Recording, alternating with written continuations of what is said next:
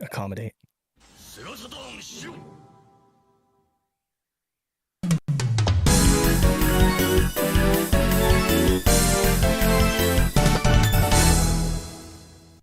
Welcome to the SHIRO show, the shows of Shiros. Yeah. The shows that SHIRO shows of shows. Something like that. Welcome in, everybody. What's up, Welcome, everybody? Happy everybody. Friday. Happy Freitag. Happy or what's Friday in Kinyobi. what's Friday in Japanese? That'd be Kinyobi. Kinyobi, Kinyobi gold. or Freitag. Gold day. Either one. Yeah, Willkommen. Monday is what? Monday is Montag. Getsuyobi, which is like Moon Day. Getsuyobi, And Tuesday is Kayobi, which is Fire Day. Fire Day. And Wednesday is Suiyobi, which is Water, Day. When's Ice Day? Yeah. And Thursday is Never Wood remember Day. Thursday. Wood Day. What Dang, day? it's like What Mega day? Man villains. It's like every day you fight yeah, a Mega Man something like villain. It is exactly like Mega Man villains. Yeah, so Tomorrow's Doyobi. Thursday is Mokuyobi, and then Kayobi, Doyobi is Earth Day or like Soil Day, Kinyobi. and then Kinyobi is Nichiyobi. today. Nichiyobi Yeah, is like Nichiyobi day. is Sunday. Yeah, Day it's day. Sunday. Quite literally, it's Sunday. The day of Yeah. the sun. But since day and sun have the same kanji, it's kind of like Day. day as well. Day to day. Funny. Welcome to the Japanese Day to day. show, Kirby. everybody. Don day today. Hope you've got your notebooks out. Oh, how crazy was that Solo Leveling won? And that just tells you how Dude. broken that whole award Don't get me ceremony is, started. right? Well, I mean, that ridiculous. one show, what's it called? Dungeon Meshi got 0. Big Nothing, fat nothing. right? 0. So it's a bunch of corporate Nada. shit. Like basically Nothing. Sony owns Got one of these. Crunchyroll. We're talking about and anime, also- by the way, Tweeties. now. The anime awards Yeah, we're talking were about- last Sony- weekend. Sony owns Solo Leveling, and they own Crunchyroll, Yeah. so it was just like a Right. bunch of like patting themselves on the Oh, back. yeah, basically. probably. Glazing 'cause, like, Solo Leveling. I know you like Solo Leveling. I watched do. several episodes, and It's I'm junk like, food. It's it junk is. food. It's junk food. It's fun, like, it's though. It's very fun. nicely animated. I like. but, I actually it's just finished like the first wish season fulfillment. last night. Oh, did you? Like you finished first season, and and here's the thing: the second season is like 10 times better than the first, and that's I what thought you said everybody 10 was times voting worse. on. No, I think everybody was voting on because it was recency bias. Like they had just watched Yeah. season 2 and it was amazing, but and they're really, just like, voting oh, was about season 1. it was supposed to be about season 1, and they just like Yeah. I don't think people were considering that. But it's like would you Scotty, give that Jurassic on. Park- Sorry. like Jurassic Park, it's great. I don't know if it got movie of the year. Like I wouldn't like against like something like Shawshank Redemption or something like that. You know what I mean? Like Yeah. Yeah. but it's fun. Like, You know, Frieren should have won. Come on. Free Rent or Apothecary Diaries, which I am like well or into Apothecary now. I'm into the second season. Are you like? Oh, you Phenomenal. got through season 1 already? I got through season 1. It was phenomenal. It's Cow. phenomenal. You destroyed that first season, man. See, it is good, isn't it? It is good. I was It going to is say good. that I love Dungeon that Meshi was my anime of last year, but that all changed when Dawn attacked. Yeah, like Don should have probably won. I think Yeah, objectively. Dawn on was the paper. best one. But Free Run was probably had the most like dramatic and like heart wrenching story. Like there were times where Free Run almost made me teary. Fairness of teary-eyed, like- art. I just get Fairness annoyed by of the art. fans. I of wish Free that Run. last like third of the season had some better pacing to it, because it like really gets bogged down by the It's crazy how tournament arc or whatever. The You know what's really funny arc. is so whereas Solo Leveling has some really great animation and it's go all the time, 100% of the time, it's just constantly moving. Free Run, it catches you off guard because it's like this really like kind of somewhat slow, methodical drama, and then every once in a while there's just like crazy gore or crazy like fights that Action, are like Solo Leveling level of fights, but they just come out of nowhere and you're just like, where the hell did that come from? So it kept me on my toes. I like Free Run a lot. Yeah, but I wouldn't honestly. I wouldn't say that I like Solo Leveling more than Dungeon Meshi or Don. Like if we're grading on the first season alone, it's like I honestly haven't watched a Dungeon Meshi like all of it, so I need to watch. It's really good. That's probably what it is good. Yeah, I like cooking, so I $1.99. liked it a lot. $1.99 from Wiener Bob, budget or buttery, beans on toast. Ask Buttery. the Sega guys. Is that that seems too They know British for me. better. I'm an American, so I eat food that's it's good. British. I don't know, I've like definitely never had beans on toast. Sorry. yeah, it's not. I think I had it in the UK. Sorry, like, as Martin a part Evan. of like I'm a, sorry. I'm sorry, everyone from the UK. I don't mean to insult your food, but I don't know what Gordon Ramsay's on. Well, here's all the I'm thing. saying. If you go to the UK, you get a full English breakfast, right? And they're not all created equal, but it's pretty much like the staple stuff everywhere you go, but some places do it better. They usually give you like this really nice sourdough toast or some kind of toast to like mop up everything. And usually the beans are the thing that needs to be mopped up. That's the beans on toast that I've had. I haven't had like beans specifically on toast, but I've had it with a full English breakfast, and that's good. Martin Evans endorses it, says you have to try it at least once in your life. Okay, fair enough. Black pudding is actually pretty good, but it all depends again on where you're getting it. I want to say hi to shouts to how many people do we have in the, let's see, my you can phone also look at like the update. participants 39. Yeah, 39. Let's see here. We got Analog Black Sheep, Sega, Tales of Saturn, Shiro Time, Wiener Bob, Saturn. We got Pudgy Bunny. We got Dragons of Saturn, Neil Henderson, Nuno, Pina. We've got Pierre Garot, Paul Bort, Dragons of Saturn, Captain Hawden. We got Raiden, David Zaney. Pizza Hotline is with us. How's it going? Shiro Show. Let's Hotline. Shout out. Let me shout out what your albums are. Let me know what's coming up. We'll shout it out on the show. Masamune Saturn, what's up? Scotty Mofo Show. We got Shadow Mask in the chat. Slow Coin, Double Dime. Lee Toast with the Triple most. Dime. Michael Off Grid. Michael Let's Scott. go. Michael Scarn. What's the first? What's the next one? After that, Pizza Hotline.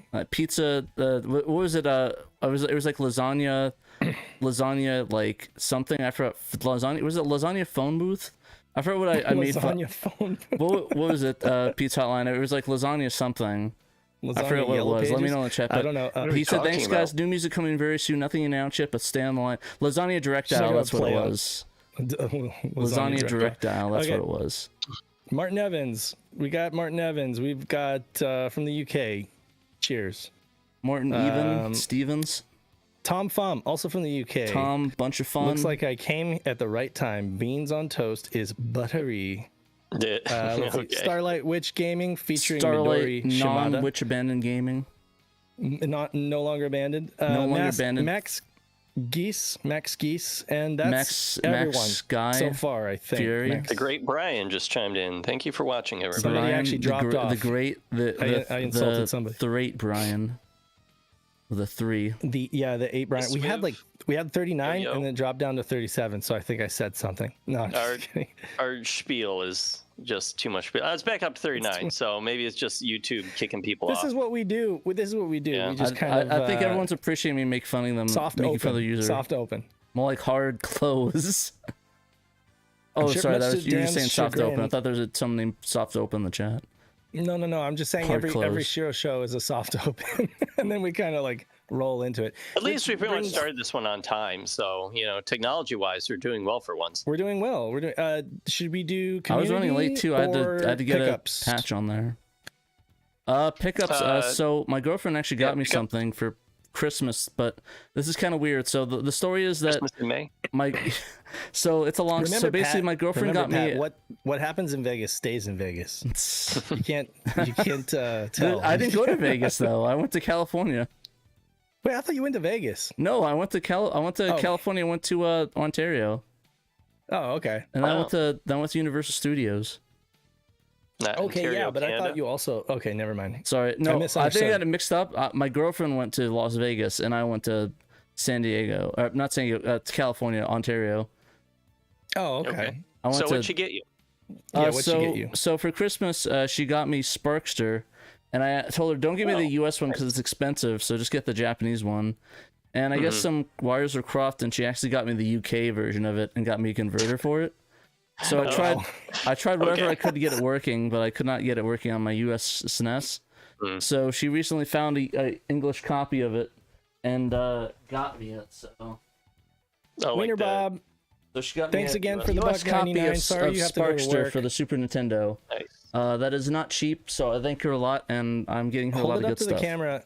This is the US copy? The US copy. This She is got me the replacement. a European copy. I might. Okay. Yeah, I got Gotcha. Sparkster. Okay. It's one of my favorite Super Nintendo games, so thank you. It's a good one. Love you. Nice. But yeah, no. What's the full title of Sparkster? Just Isn't it like? technically it has two titles. It's Rocket Knight Adventure 2 Sparkster, which is the Rocket Knight Adventure, the Genesis version, but the the SNES one's just Sparkster. Just Sparkster. Okay, but is it the same game? I think it's it's not in the same universe and storyline. It's like a reimagining or something like that. I'm not really sure. It's a weird thing because Sparkster 1 Rocket Knight Adventures 1 and 2 was a different series, but Sparkster is a different game. But the Sparkster for the Genesis is different from the Super Nintendo one. It's really weird. Nope. Any woman that buys you SNES games is a keeper, and that's true love right there. And not only like bought you the PAL copy and then bought you the US copy. Yeah. Don't screw it up, Pat. Try not to. Try not to. But yeah. What about you, Dan? Did you? The only pickup I got. Well, what did you get, Dan? Dan of the man. Nothing. I got a new PVC pipe in my kitchen ceiling after we found a leak in the copper one that was up there. Can you get a video of that? I'm sure. No, Get I do on have camera, rip photos. out the pipes and show us the pipes. Yeah, no, I do have photos. I took photos as they were cutting open the big hole in my ceiling, and then they had to cut out another hole in the bedroom upstairs so they could reach the top of the pipe, and it was a whole big ordeal earlier this week. Oh my God. That was a fun $850 day. That sounds like fun. The best part about it is that you have to pay for the plumbing, but if you have the home insurance, they cover all the cosmetic damage. So that's kind of good. But now who wins? The plumbing's on your ass. I'm probably not going to put in an insurance claim because the deductible is probably more than what it will cost me to pay for all of it. So, I wonder who has it worse, you with the plumbing issue or Malenko finding a hive of bees in his spare bedroom? Oh, no, those Trekkies. Definitely Malenko. Oh, sorry, that was Trekkies with the bees. Those That was Trekkies Trekkies. with That's the right. bees. That was Trekkies. Trekkies with the bees. That's right. My thing is, how did a group of bees no, get isn't into gonna his thing in the sting first place? Gosh, I don't know. They must have come from like the eaves or something. They must have come from outside, is what he thought. Yeah. But apparently, they were just like he heard a sound of a fan running in the spare bedroom, and then went in, and it was just bees like flying all I around hate when that the happens. room. You think it's and the he was fan like, I and don't it's have just time. bees? He was like, I don't have time Oops, to all deal with this right bees. now, so he just closed the door. But I mean, like, I think that he was looking around for somebody to deal with it, and he wasn't finding anybody. Yeah, people to step weren't willing to do it, which is Right. weird. Like, how can you Like, not nobody find wanted someone to who take will the job. exterminate bees? I was able to get that Prowl. fast. What my mom did though was she got the bee thing, just sprayed that thing like nuts, like the wasp killer. Just spray that all in the thing, but it's slightly unethical. But it's also You can also slightly unethical. run like a 2-stroke gas engine in the room. Like apparently, like gasoline fumes is a good way to put them out. I don't know. $2, £2 from Pizza Hotline or Lasagna Direct Dial. Been listening all week. Great to see you live. Thank you, Pizza Hotline. We love your stuff. Love your shows. Love your music. Excited to see stuff. Whatever you want to plug, let us know and we'll share it out. Yeah, for sure. Got the good stuff. Good old £2, English pounds, if you will. £2. Come on tour to America. Go talk with Young Bay and get like a tour going, and then I'll come see you live. And then we can chill out, get some lasagna direct dials going on. Or just go to my favorite pizza do you have place. any pickups this week, Dave? Not that I can think of. I actually did have a pickup, but Ooh, he's playing New York August 2nd. Not anything I can show because I don't have it. Go. But it's it's just a bootleg sampler. I was going through my collection and I realized that I didn't. It's funny, like when it comes to the US sampler discs, there's just a bunch of stuff, and I thought that I had a copy of the bootleg sampler, but I couldn't find it, so I just picked one up for like $5. Okay. But bootleg. it's funny because I may I think end I up have a finding copy it. of that too. I think it was Yeah, I was buying a lot of like 3 loose Saturn games that I wanted, and the lot included like the bootleg samplers. I was like, sure, whatever. Yeah, you've got at least in the U.S. region, the 3 big ones are the Sega Screams Volume 1, Bootleg Sampler Volume 1, and then the Choice Cuts, Saturn Choice Cuts. Those are the 3 like main ones. You've also got Bootleg Volume 2, which goes for like 50 to $100. It's more rare. And then you got Sega Screams Volume 2, which is exceedingly rare. And if you happen to find that, it's got like a girl on the front screaming instead of the dude with glasses. That if you see that one, just buy it without even thinking if it's a decent price, because that's incredibly rare. They didn't make that many. But getting those bootleg samplers. Little pizza. Was that like 1997 disc? I did. Yeah, that would have been. It would have been Sega Screams Volume 2 would have been probably like mid to late 97. So the writing was on the wall. I did pick up something else that I'll be able to talk about probably on the next show. Nice. And I'm really excited. Like really excited. So hopefully. Okay. Yeah. Might even write an article about it. Who knows? Wow. So that impressive. We don't even know about it. He never told us. Me, but I'm a nerd. You know me. He never told us, so I don't even know what it is. Yeah, some of the stuff I think is cool. Other people don't think it's cool. So I think it's cool. It's cool to me. All right, we're into everything you're into, Dave. Should we do community? Yeah, sure. Let's get some community challenge talk going. Challenge? Is that the French version? Challenge.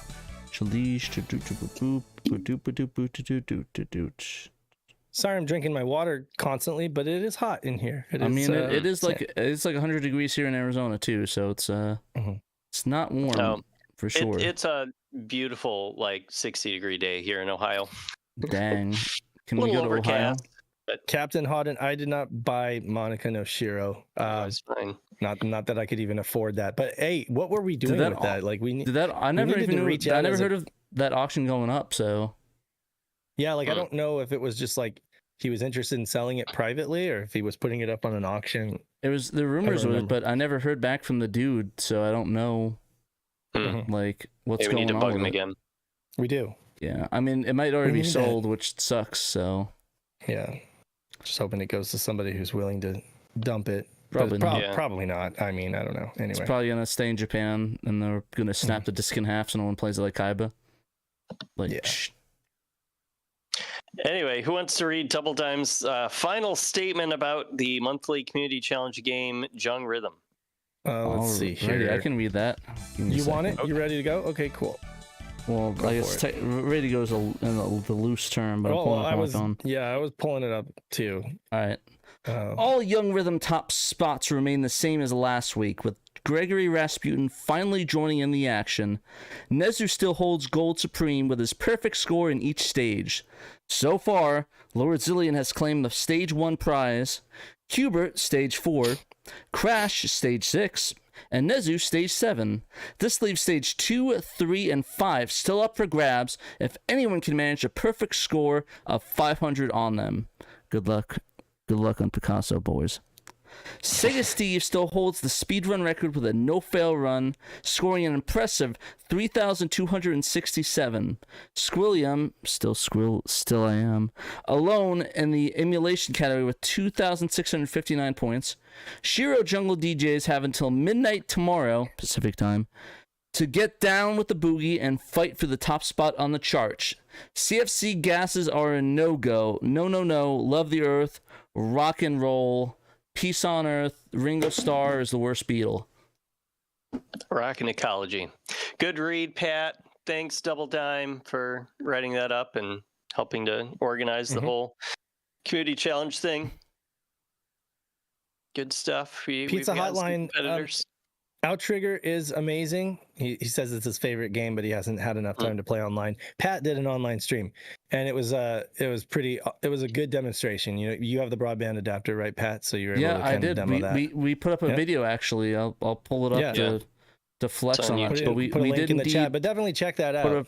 Put up a challenge. So I've been trying to do a thing where I'm putting up like the streams, because a lot of people are like, oh, I didn't know you guys streamed, and I was like, we've been doing that for a while. So yeah, I think that's really good. Plus, it keeps the channel a little more active beyond the live streams.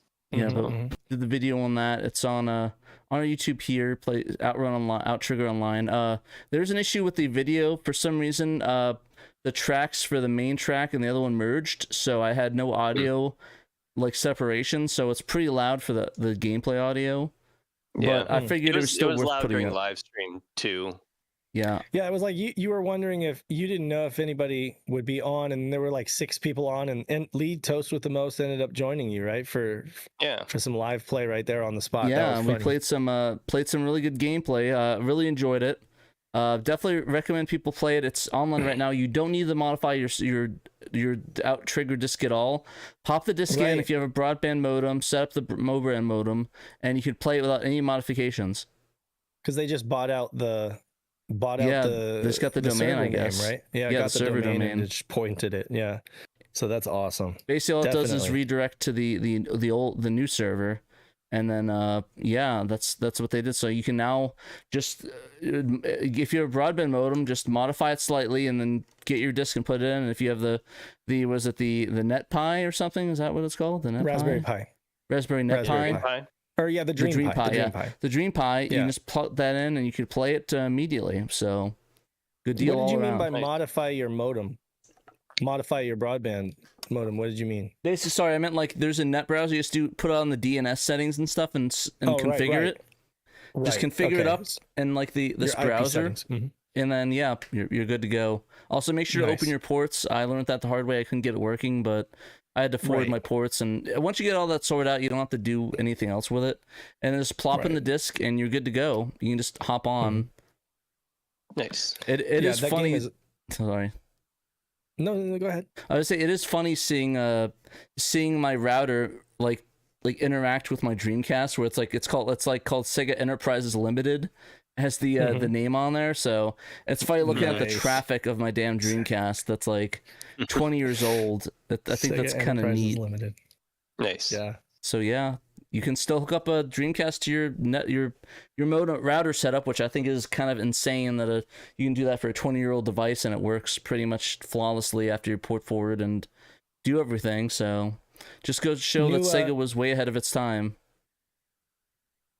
New name in chat, Yamato Takeru says, you guys ever play Baroque? Yes, we great did. Game. We played it quite a number of times. There's an excellent site too. There's an excellent resource that by the guy who the Nerve Tower, right? Yeah, Nerve Tower. You should definitely check out if you're a fan of Baroque. It's the best website of all time. It's got so much. It's got all the guides. It's got everything translated. It's just amazing. Yeah. Right. So, do you want to go through the Sega guys videos now? They got some new ones up. Yeah, our buddies, our fellow Shiros, the Sega guys, put up 2 videos this week. First one was Outrun on Nintendo Game Boy and Metroid on Sega Mega Drive. Has the world gone crazy? We can't? I mean, we can show it, but there's an ad there. I don't want to show the ad. Okay, yeah. And then the other video is Modern Gaming is Broken, Retro Gaming is the Fix. That was their podcast, which I believe first debuted on Radio Sega before going up on YouTube. And then they have one coming up soon here that'll be of interest to Saturn fans especially, because it says if you just got a Saturn, what are the first 10 games you should play? So that should be fun to see their take on that. You can get that if you're members only. We can't show the video off because we don't want to do that. It's members only. Yeah, so definitely support the Sega guys. Definitely watch their content. It's amazing. I love it. Yeah, it's good content, and they put it out regularly, so there's always something good. Always something good to watch, and they have something really awesome planned for the European launch for Sega Saturn. Yeah, July. So they've been working on good something stuff. good. They're gonna burn 12 Sega Dreamcasts. No, for every day of the week. No. Anyway, burn 30 PlayStations, one for every year. Yeah. Exactly, 30 PlayStations for each day of the month that Saturn released. Then on the day of the Saturn release, exactly, they're gonna blow up 2 of them on stream. That'll be fun. That'll be good to see. Anyway, so that's our community updates for the moment, and so I guess we can move on to the news, which we don't have a ton of news, but we do have a few things to talk about. And the first one is the latest Under the Microscope this week from Bo Bales, and this one is looking at Zen Nihon Pro Res featuring Virtua. So the Japan Pro Wrestling game that didn't AM3 develop this game? I think they did. So Zen. Okay, like all Japan Pro Wrestling. All Japan Pro Wrestling. Right. Okay, so yeah, this I believe it was an AM team, but I think it's AM3. It was it? Okay, cool. This is actually a really good game. It plays really well, and you can also play as Jeffrey and Hawk Wolf versus Jeffrey. That's where the featuring Virtua comes featuring in. Virtua. Mm-hmm. Featuring Virtua. Yeah. A bunch of real guys and then 2 Virtua guys. So that's neat. Yeah, it has fun. pretty nice looking graphics, It does. Yeah. It's like one of those later releases where they were able to, I don't even know which version of Sega graphics library they were using, but it looks pretty cool. We got $2 from Wiener Bob. Or $1.99 from Weebob. You are not ready. Yeah. Yes. So Bo had previously reported on some debug features that were hiding out in this particular game's code, but he did miss something when he went through it the first time that he found now a long hidden cheat code. So that cheat code unlocks Shinbun mode or newspaper mode. Yeah. So at the title screen, if you type in ABC left, right, down, BC left, B, then you'll hear a sound effect if you did it correctly. And when you press start, you'll be able to select Shinbun from the main menu. So yeah, as we said, Shinbun means newspaper. It's a feature you can unlock without a cheat code by creating your own wrestler and finishing his career. But if you want to go through all that, you can just do this cheat code instead. You can see your character in the news. Yeah, in the mode, there are several newspaper pages featuring Japanese pro wrestlers you can flip through, as well as a couple of faked ones featuring Jeffrey and Wolf from Virtual Fighters. That's kind of funny. They must be like high res mode images because he says that the pages take a while to load, so you have to be patient when you're looking at them. But it's all about your wrestler going crazy and killing everybody in the arena, and he's wanted on the lookout. I'm just joking. That's not what the newspaper says at all, but it would be funny if they did that. I thought you could suddenly read Japanese, Pat. Totally. That's what I can do. I learned overnight. Yep. Just to impress y'all. That's impressive. So yeah, you can check out the rest of the story to see the technical details on how he figured this out, and of course you can always check out his Substack blog called Rings of Saturn, or see everything that he's posted on our site, which is under, I believe, resources and then hacks and cheats. That's pretty much all the Bo articles. He has even more on his blog though, because he just posts really the Saturn stuff on our site, obviously. But he looks at other PlayStation, Dreamcast, and 64 games. He'll post Dreamcast stuff on our site too. That's true. He does. Yeah, Dreamcast and Saturn, anything Sega related. But yeah, he does reverse engineering of a lot more stuff. So definitely check out his blog. You can even donate. You can support him by subscribing. Yeah, check it out right here. There's a lot of stuff. Did Darkened Skies and GameCube. We are going to have Park, Shell Shocked. We're going to have Bo on Editor's Corner again soon. And I also shouted to Casey over at Sega Lounge. You got to have Bo on, because that's a really good story, like all the we'll have to do a Bo episode, maybe do like a talking about some of these stories that he did. I know he was on the hacking one, but we should actually just do one where it's just us talking to him about his specific Rings of Saturn project. And he's got that really interesting backstory where he pretty much stopped playing video games after the Saturn. And then 20 years later he picked up gaming again, but with the Sega Saturn and the Dreamcast. So he still has no, I don't really think he gets into modern gaming at all, but a lot of the stuff on Dreamcast and stuff is new to him because he's experiencing it for the first time. So it's kind of a unique, gaming origin story. Exactly. Wiener Bob, thank you for another $1.99 Fly Plaything. Oh, the Saturn ad. Right. Yeah, Fly the Saturn Plaything. ad. Fly. Yeah, the Saturn ad. Right. That's funny. That was the Nights into Dreams ad where they dropped a PlayStation off of and then it said "You are not Red E," which was the slogan for PlayStation is the Red E. Mm-hmm. Which was such a dumb ad, that PlayStation's throwing stuff at the wall. Yeah, I mean, pound for pound, they did some better advertising than Sega did for the Saturn. But that red E thing was weird because I remember seeing it in magazines, and it would just say "You are not E," and it was like a red, You are not E. red colored E. And I was just like, Maybe I yeah, am I didn't E. get To that abstract. I did not get that as a 14 or Maybe 15 they're year old. not E. Yeah. All right, so the next one. Quo Vadis 2 is also another great game for the Saturn. Quo Vadis, which one was that? It was like a I don't Isn't know. that a Isn't that song like by a Daft driving Punk? game? Yeah, no, it's I I'm don't familiar with the name, but not the know. Yeah. I'm Vadis sure 2. Vadis. I'm pretty sure Vadis or Quo Vadis is a song by Daft Punk. Maybe I'm getting that wrong. Yeah, it's like Revolution no. X. Or It's Vetus a Quo. game based on Daft Yeah, Punk. yeah, maybe Strategy that's what it's Mech- based off okay. of. I was thinking of the wrong thing then. Go listen to A lot of Discovery. strategy mech games on the Saturn, to be fair. Yeah, for real. What's next on the news? The best of Saturn from Yeah, Peter. I cannot pronounce it, so I'm gonna let you Japanese It's speaking peeps pronounce it. Maho no Janshi Poe Magic? Poe Pony. Yeah.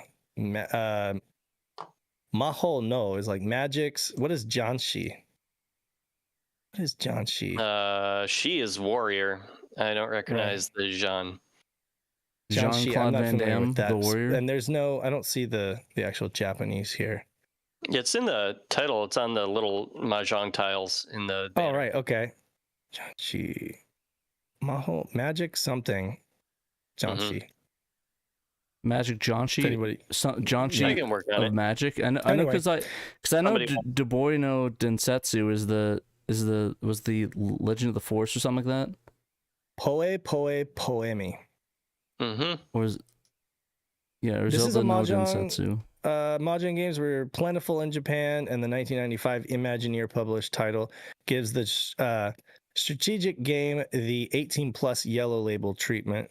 Maho no Janshi Poe Poemi boils down to a Richi Mahjong game, a multiplayer game where the goal is to assemble a specific hand of tiles before your opponents do. Okay, So it's another Janshi is the mahjong term game. for a mahjong player. Ah, a Janshi, like a It's a mahjong magical player. So mahjong magical mahjong player is Poe magical Poemi. Yep. It Yeah, I explains guess why these people are all in magic Thanks, gear Gopster. down there. the kanji for John there normally means sparrow. Magic Johnson. Interesting. I'm gonna play a Magic Johnson Interesting. based mahjong game. That'd be kind of fun. No, it also is a word for a talkative person. Hmm. So I guess maybe that has something to do with because Whoa! Holy Ryan, crap! Castlemania Games, 1999. For what? Nope. Thank you. What They did just you- give us a sticker. Thank you, Castlemania Number Games. one. Thanks, Thank you, Castlemania. Castlemania Thank Games. you. Anything We're a big you want fan of us to your shout? big fan of your Check site. out You sell a their- lot of great check stuff. out the shop. Sell a Yeah, lot of no, they great have a stuff. lot of You good can buy- stuff. Controllers. I think they sell the Fenrir at one point on there too, right? They did, yeah. Or the you can satiator. buy, I think the satiator as well was on there. No, not you satiator. can also The buy. the mode, I think. Yeah, so you can buy a lot. You can buy ODEs there. You can buy wireless and wired Saturn controllers. Buy all sorts of stuff. I believe I got a what is it? Used to, unfortunately, not anymore. Okay, so they're not doing the Fenrir anymore. But Yep. you could also get like a bunch of little parts for maintenance and stuff like that, which is cool too. Yeah. I was at the back of my Saturn, the little power, where you insert like the double pronged power connector. That plastic gets brittle and it wears out over time. And there's like a nice little 3D printed part that you can put in there to bring it Nice. back. So that's cool. Yep, definitely great. Can we get a great promo site. code for SHIRO, folks? Yeah. Let's get that'd some be- promo that'd be going cool. on. Let's get a Yeah. promo. Or let That'd us be know good. something. But yeah, that's our ad read. I guess technically there's a quick sponsorship, but I'm down. They're a good site. Yeah. I like their stuff. They sell really good stuff there. So It's legit. Yeah, it's legit. Good stuff. Reputable place to buy if you from. need Isn't controllers Castlemania- and other miscellaneous nerd equipments, definitely hit up Castlemania Games. Great people, I will say. nice company. I don't think they ever let me down. They haven't, like other companies that sent records to the wrong house because they have a weird tracking system. Castlemania never did that. Everything always arrived in the correct location, but unfortunately some records were delivered to somebody else's house, and they sold it. So thank you, other company. So, 18 and up label aside, yellow label aside, I will say that if I was going to play a Mahjong game, this is probably one that I would pick up, just because, first of all, the art style is really cutesy and it's interesting versus like all the blah. Like there's a ton of like really boring Mahjong games on Saturn, and then this also has a story mode, and there's like anime like scenes in there. Let's see. Peter goes on to say, story mode sees evildoers causing havoc, requiring one of 3 girls to take them on and defeat them. The plot is told through many full screen anime scenes, and the Mahjong games themselves require you to win 3 hands, with each causing your opponent to disrobe further until they get to underwear. There's only. the 18 Okay, plus. Yep. Yeah. You into Only to Mahjong underwear, and or scantily why clad anime girls, right this way. It's still just a yellow label. So because this game came It is out, a yellow I think, label. That's after true. It's a yellow Sega label. cracked So. down. There are no more red labels allowed. So. Oh, But I that's mean, a bummer. if you're, Yeah. so. I mean, if you Would you want play to it see with your- see wizards in their underwear, I guess go for it. Would you Yeah. play this with Bunny in the room, like walking me? Bunny would be the one what? playing it. I'm just joking. I Bunny would be played the one. Steam Hearts with Bunny in the room. So yeah, Okay. play pretty much anything with That, Bunny in the room. that didn't make you blush. No, well, Okay. no, that game does. And Nerves she of kind of looked up, Steel. was like, "What is happening?" I'm like, What is happening? "I don't know, but it doesn't seem good." But yeah, no, she doesn't. She wouldn't mind. Yeah. Speaking of that game, I think we're going to talk about it. Yeah, we are. Right? That was Go that was ahead. accidentally a good segue. Unless we want That to was talk an more excellent about segue. Magic Mahjong players here.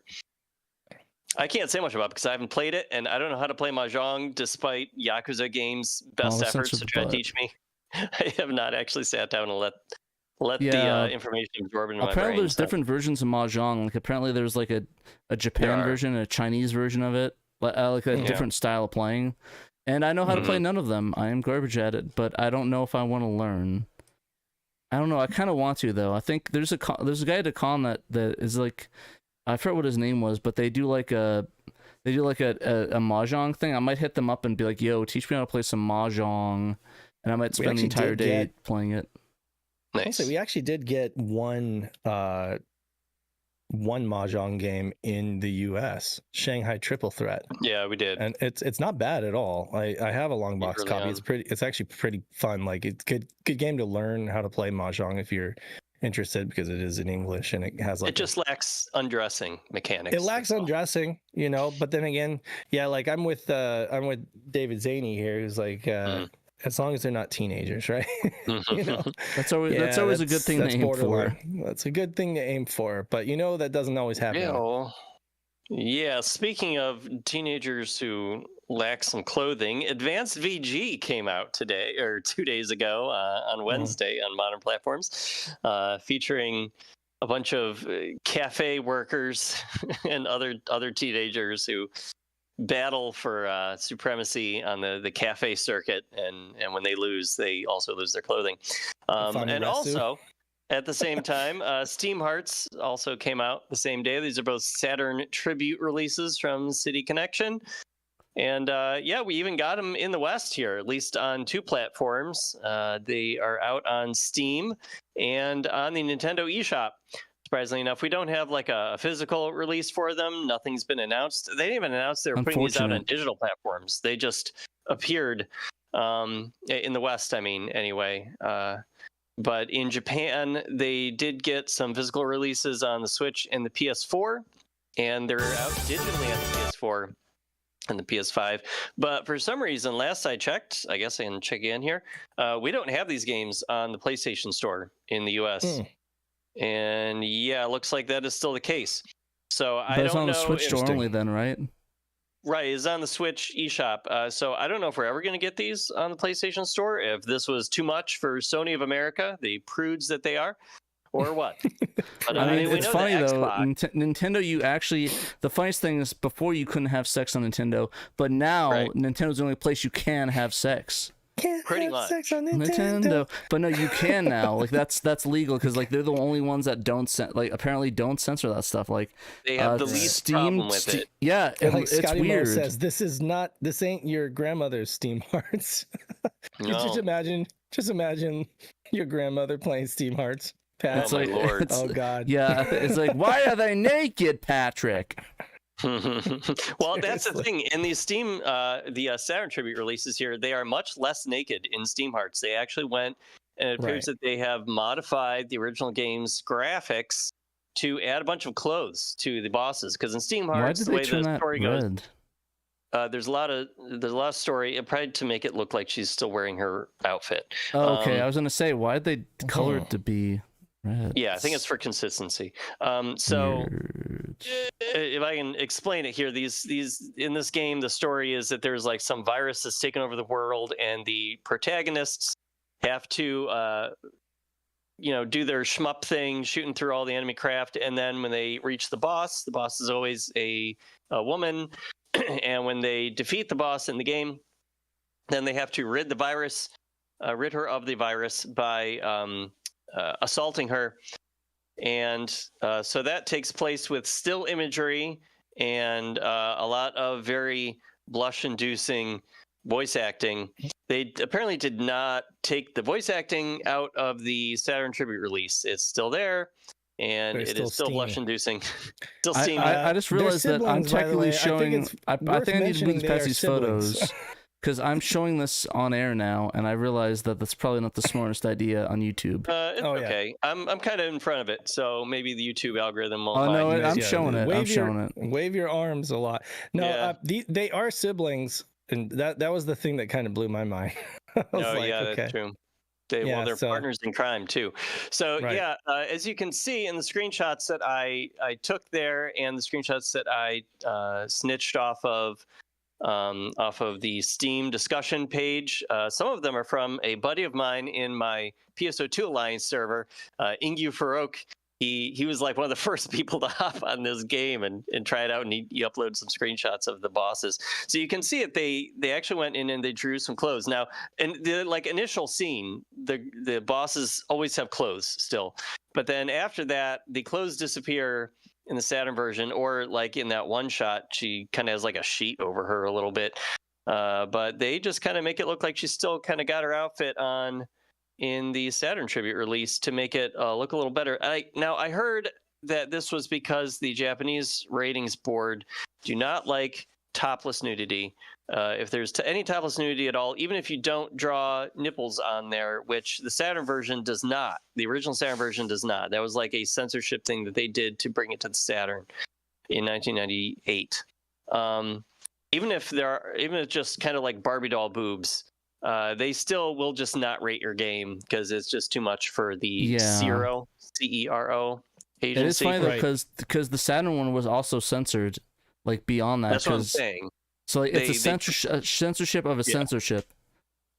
Yeah, like even just because you didn't want to show it on stream a little bit, Pat, but I did take a screenshot where like she's just totally topless, but like they just didn't draw any nipples on her. We showed that on stream.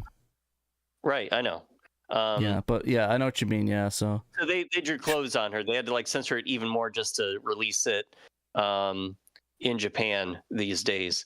So they did as little censorship as they had to get these games out. I don't think they censored Advanced VG at all because the Saturn version does not completely make their girls naked. Now, the original versions of these games were on the PC 98, where every game had hardcore eroge. So there was definitely a lot of uncensored imagery with both these games. A lot of nudity on that PC 98 system. Yeah. That's the censorship story with these games. Otherwise, they play fine, pretty much like all the other Saturn tribute releases these days. There's a couple extra frames of lag. They're not unplayable or anything. As far as I know, I have not bought either of these on Steam yet.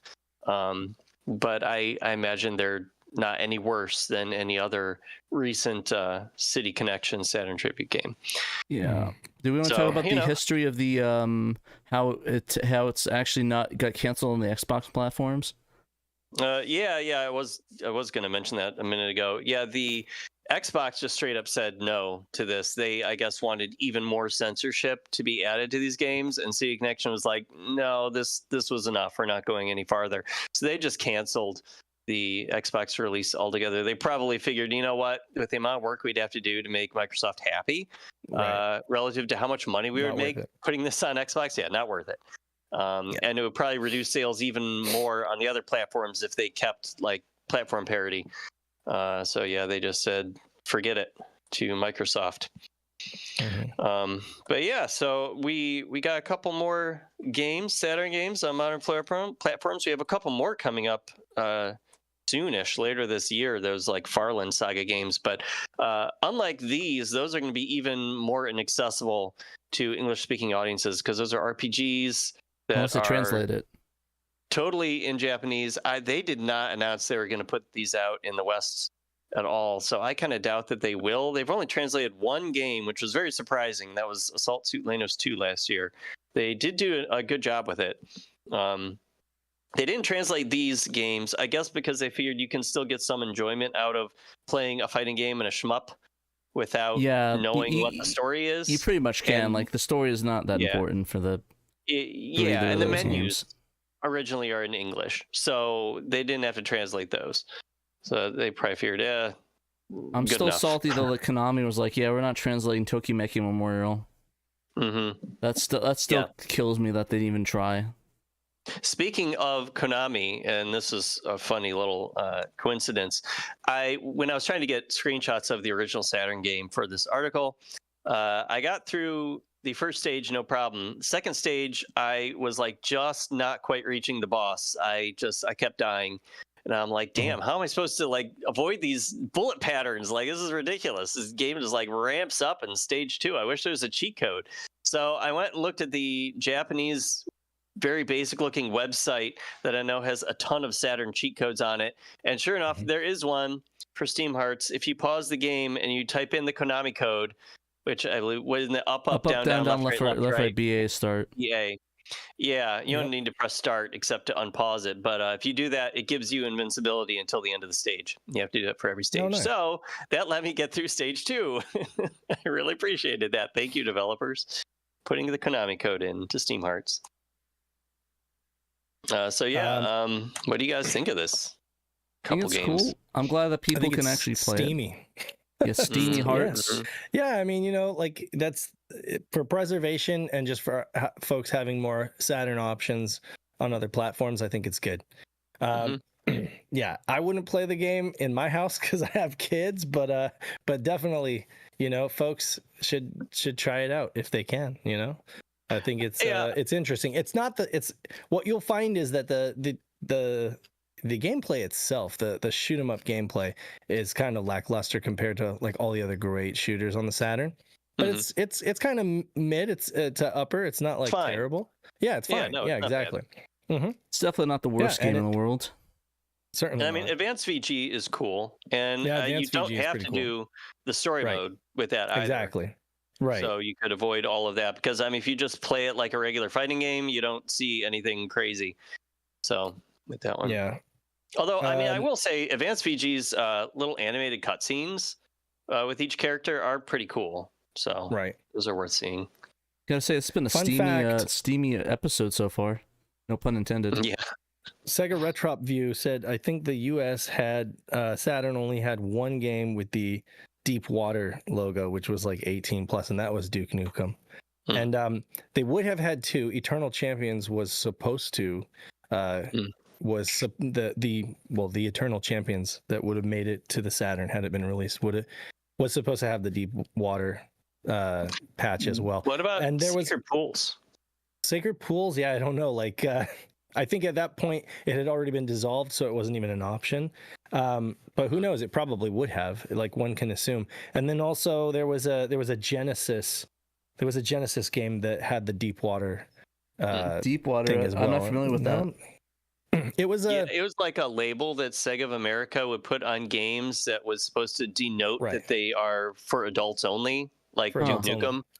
Like they already had their own video game rating board, and they prior to the ESRB, they were self-policing and they were putting like adult labels, like their own rating system, but they put that in addition for some reason, and like it made it onto Duke Nukem, even though Duke Nukem is listed as mature, like it's got that on it as well. So it's just interesting. It might It's be kind like of an like eye maybe they catch didn't. thing, like because I know a lot of people like, oh, they put on there. I was like, oh, that's cool. I want to get that because it's like adult only. Like it's like a prestige Well, here's thing. the funny thing: it doesn't mean anything to anybody. Like they look at it and you think that it's like a middleware developer or like that it's one of the studios that worked on the game. No, even Peter didn't. Peter, in all of his infinite Saturn wisdom, like when we did the little quiz thing, he didn't know about that. And again, it's because it's such a niche little fact. You know, they didn't put anything on there to tell you that that's what it meant, right? So it literally just had a shark and there the was words no deep water. consumer. Didn't say 18 plus or anything like that. It was just like a little badge that said deep water. So yeah, it's so interesting. Yeah, I guess that's probably why they got rid of it, because it didn't communicate anything. Yeah. Yamato Takaru says Waku Waku 7 is another gem on the Saturn, very fun fighter. Yeah, that is a cool one. You even play it on. I love it. He's shouting out good games.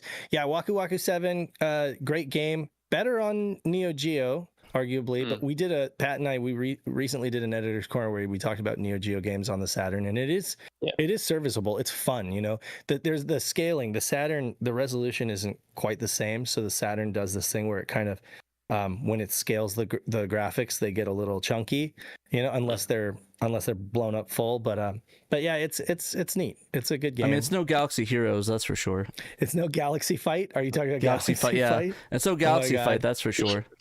Right. No, that we all kind of bagged on, because Galaxy Fight is just hard as nails. You can't even beat the first level, or the first like fight. Rival. Yeah, exactly. Yeah.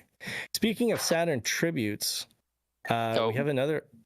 Yeah, I want to move on to the next one. Real quick, go ahead. Pat, do you appreciate what I put into the banner for my Team Hearts and Advanced VG story? What did he put? The butt? Oh. Wait, the Pokies. I put Pokies in there. Oh, those are Pokies? I thought those were just like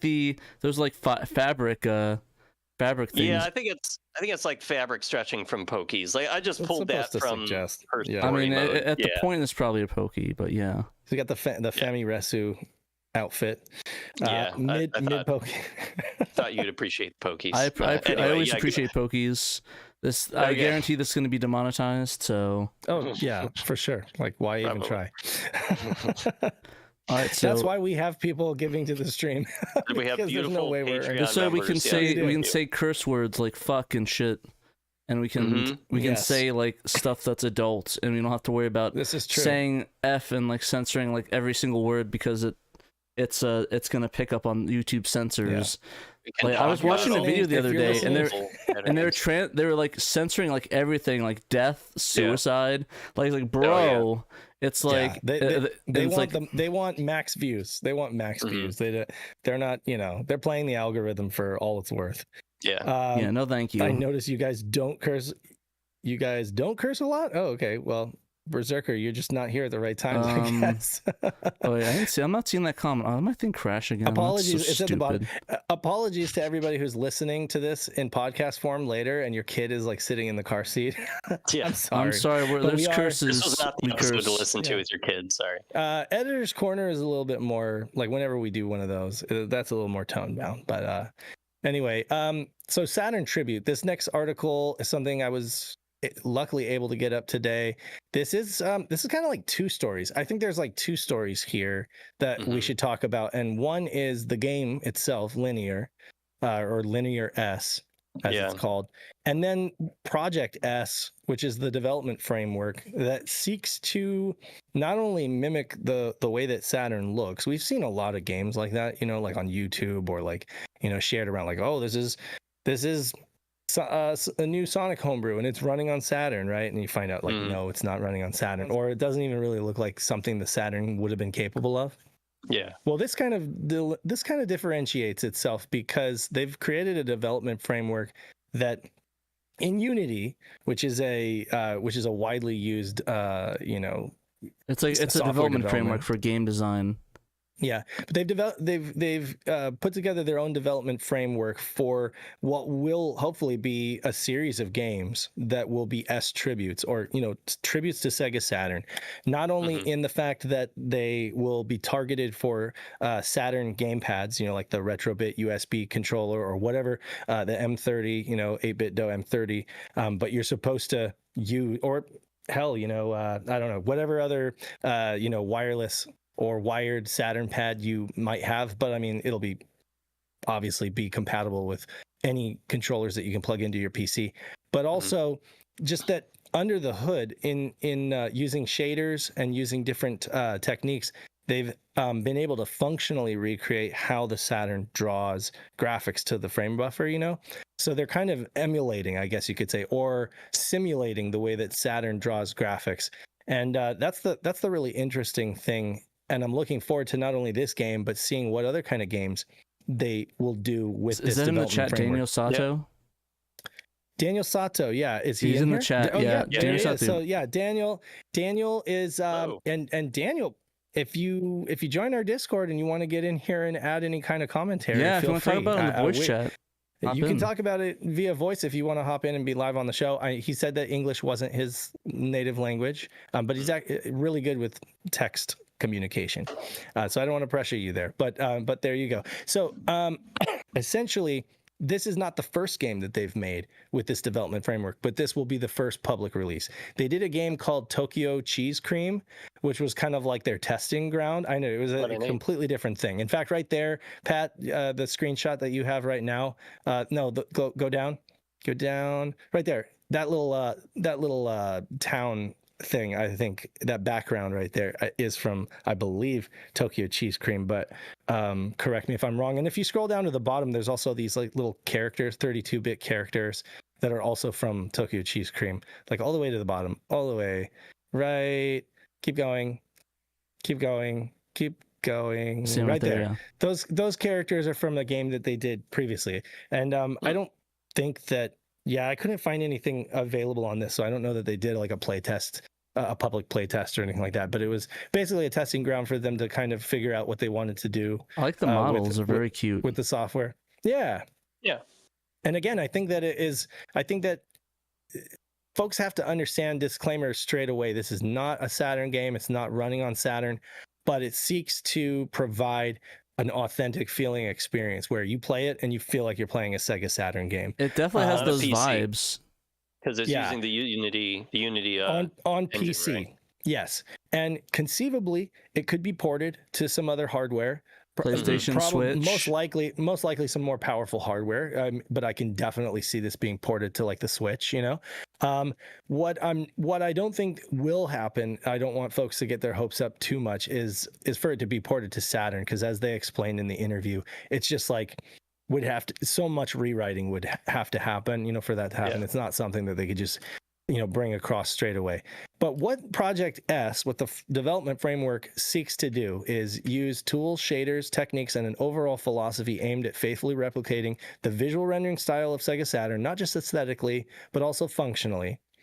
And any games made under this framework have to adhere to the following specifications. They all are target 30 frames per second, although 60 frames would be an available option. But if you want like an authentic experience, you probably would go with the 30 frames per second. It'd be what we are used to seeing with our eyes on Saturn hardware.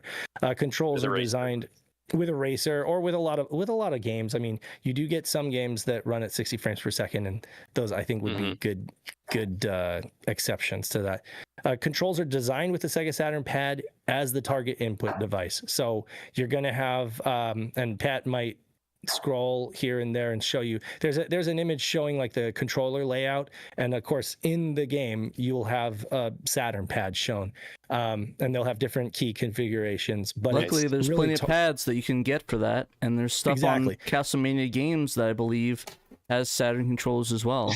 To my knowledge, it will be compatible with pretty much any kind of USB control pad, but obviously, for the most authentic experience, you're going to want to grab a Saturn pad. Quad counts per second are capped to an upper limit of 2,000 quads per second. And I think again that's probably something they just kind of had to trial and error until they got it to where they were able to feel like, okay, yeah, this is recreating the experience without going too far, because a lot of times these projects are like, oh yeah, this looks like Saturn. And then a bunch of us, will get in the comments and be like, yeah, no, the Saturn couldn't do this, kind of like some of the Sonic fan projects. But I mean, so they've had to keep their constraints realistic to what the Saturn might have been able to do. Let's see here. Layering, they actually use a layering technique that emulates what VDP2 would do with its NBG layers. So using color quantization as specified by the console's characteristics and implemented via shaders.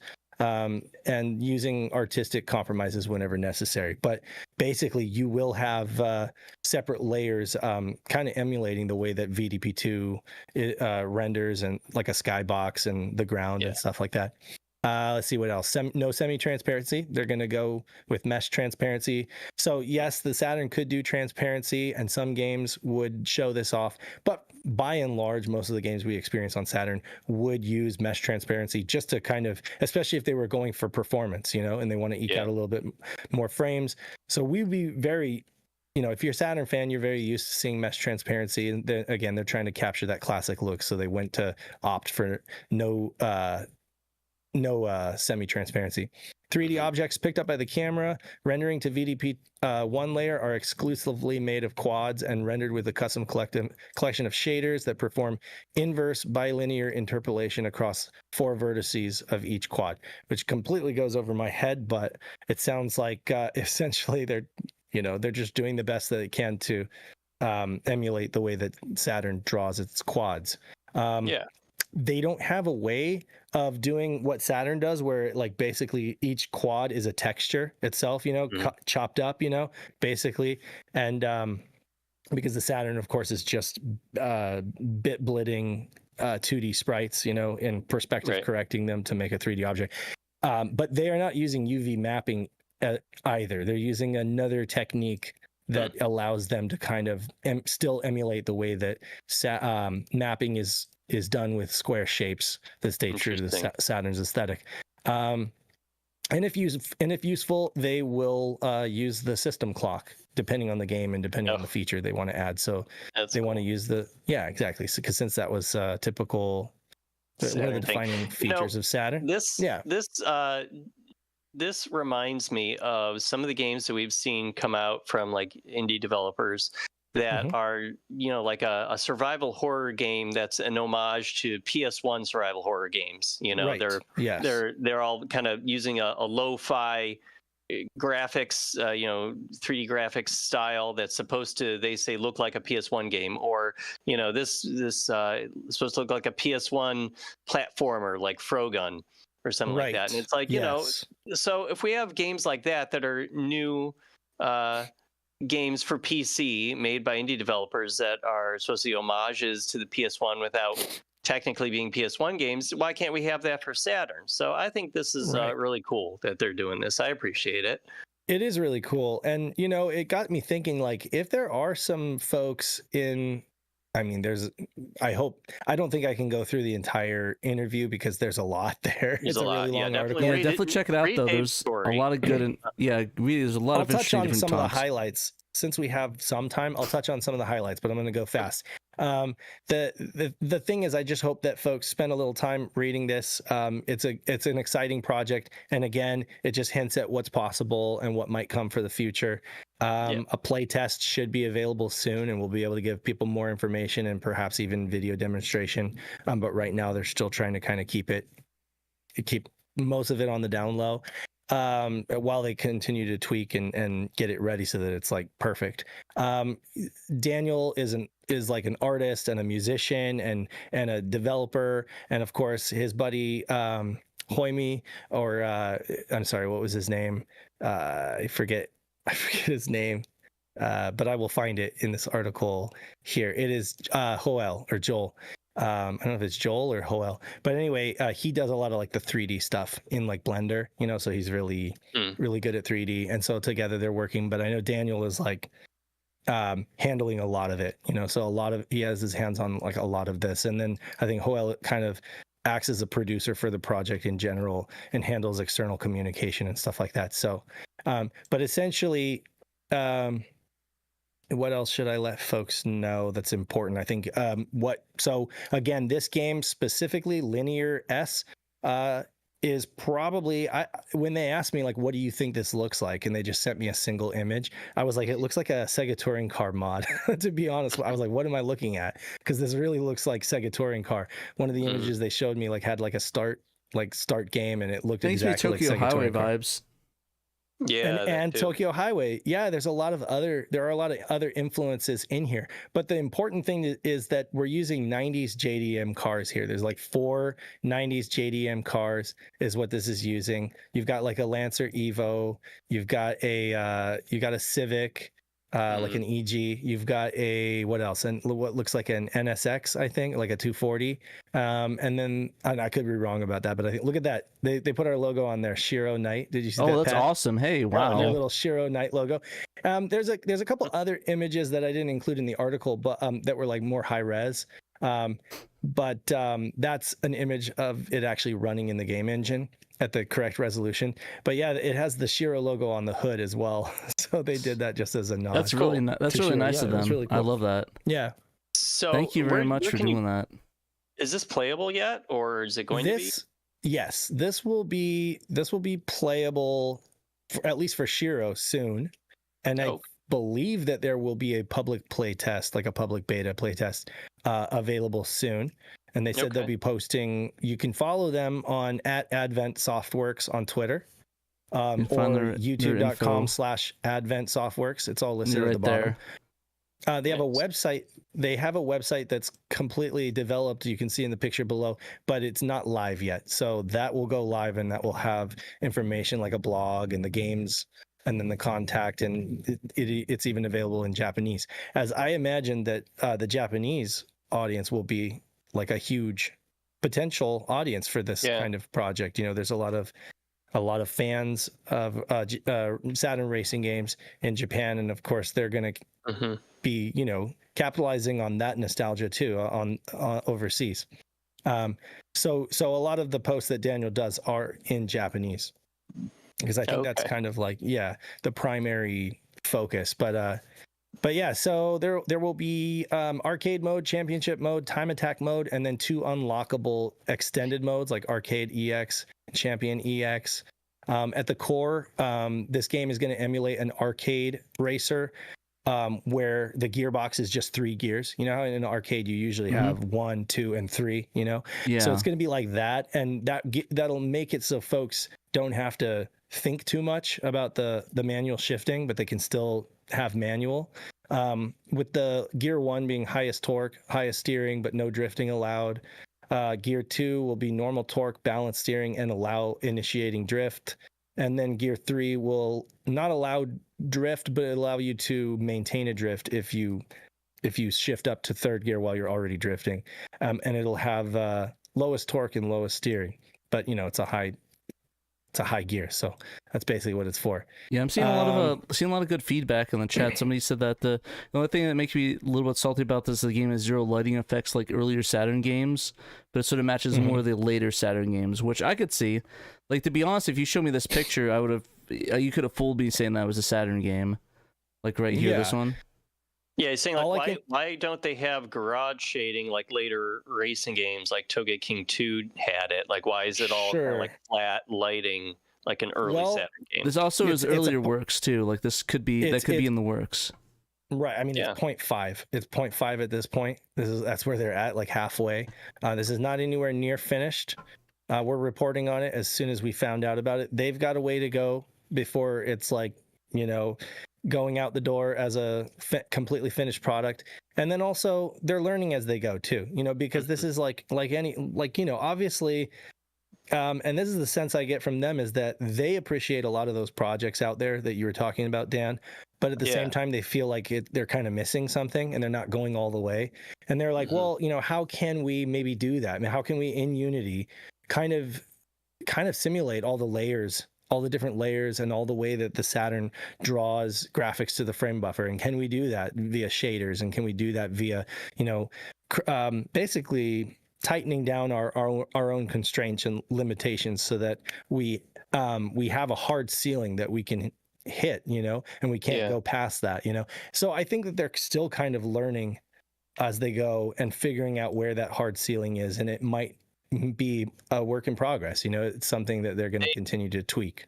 They also might just intentionally want to not have garage shading. Maybe they want to look like an earlier racing game on the Saturn too, you know? I mean, there's aesthetic stuff for that too, and I like the aesthetics they're going for.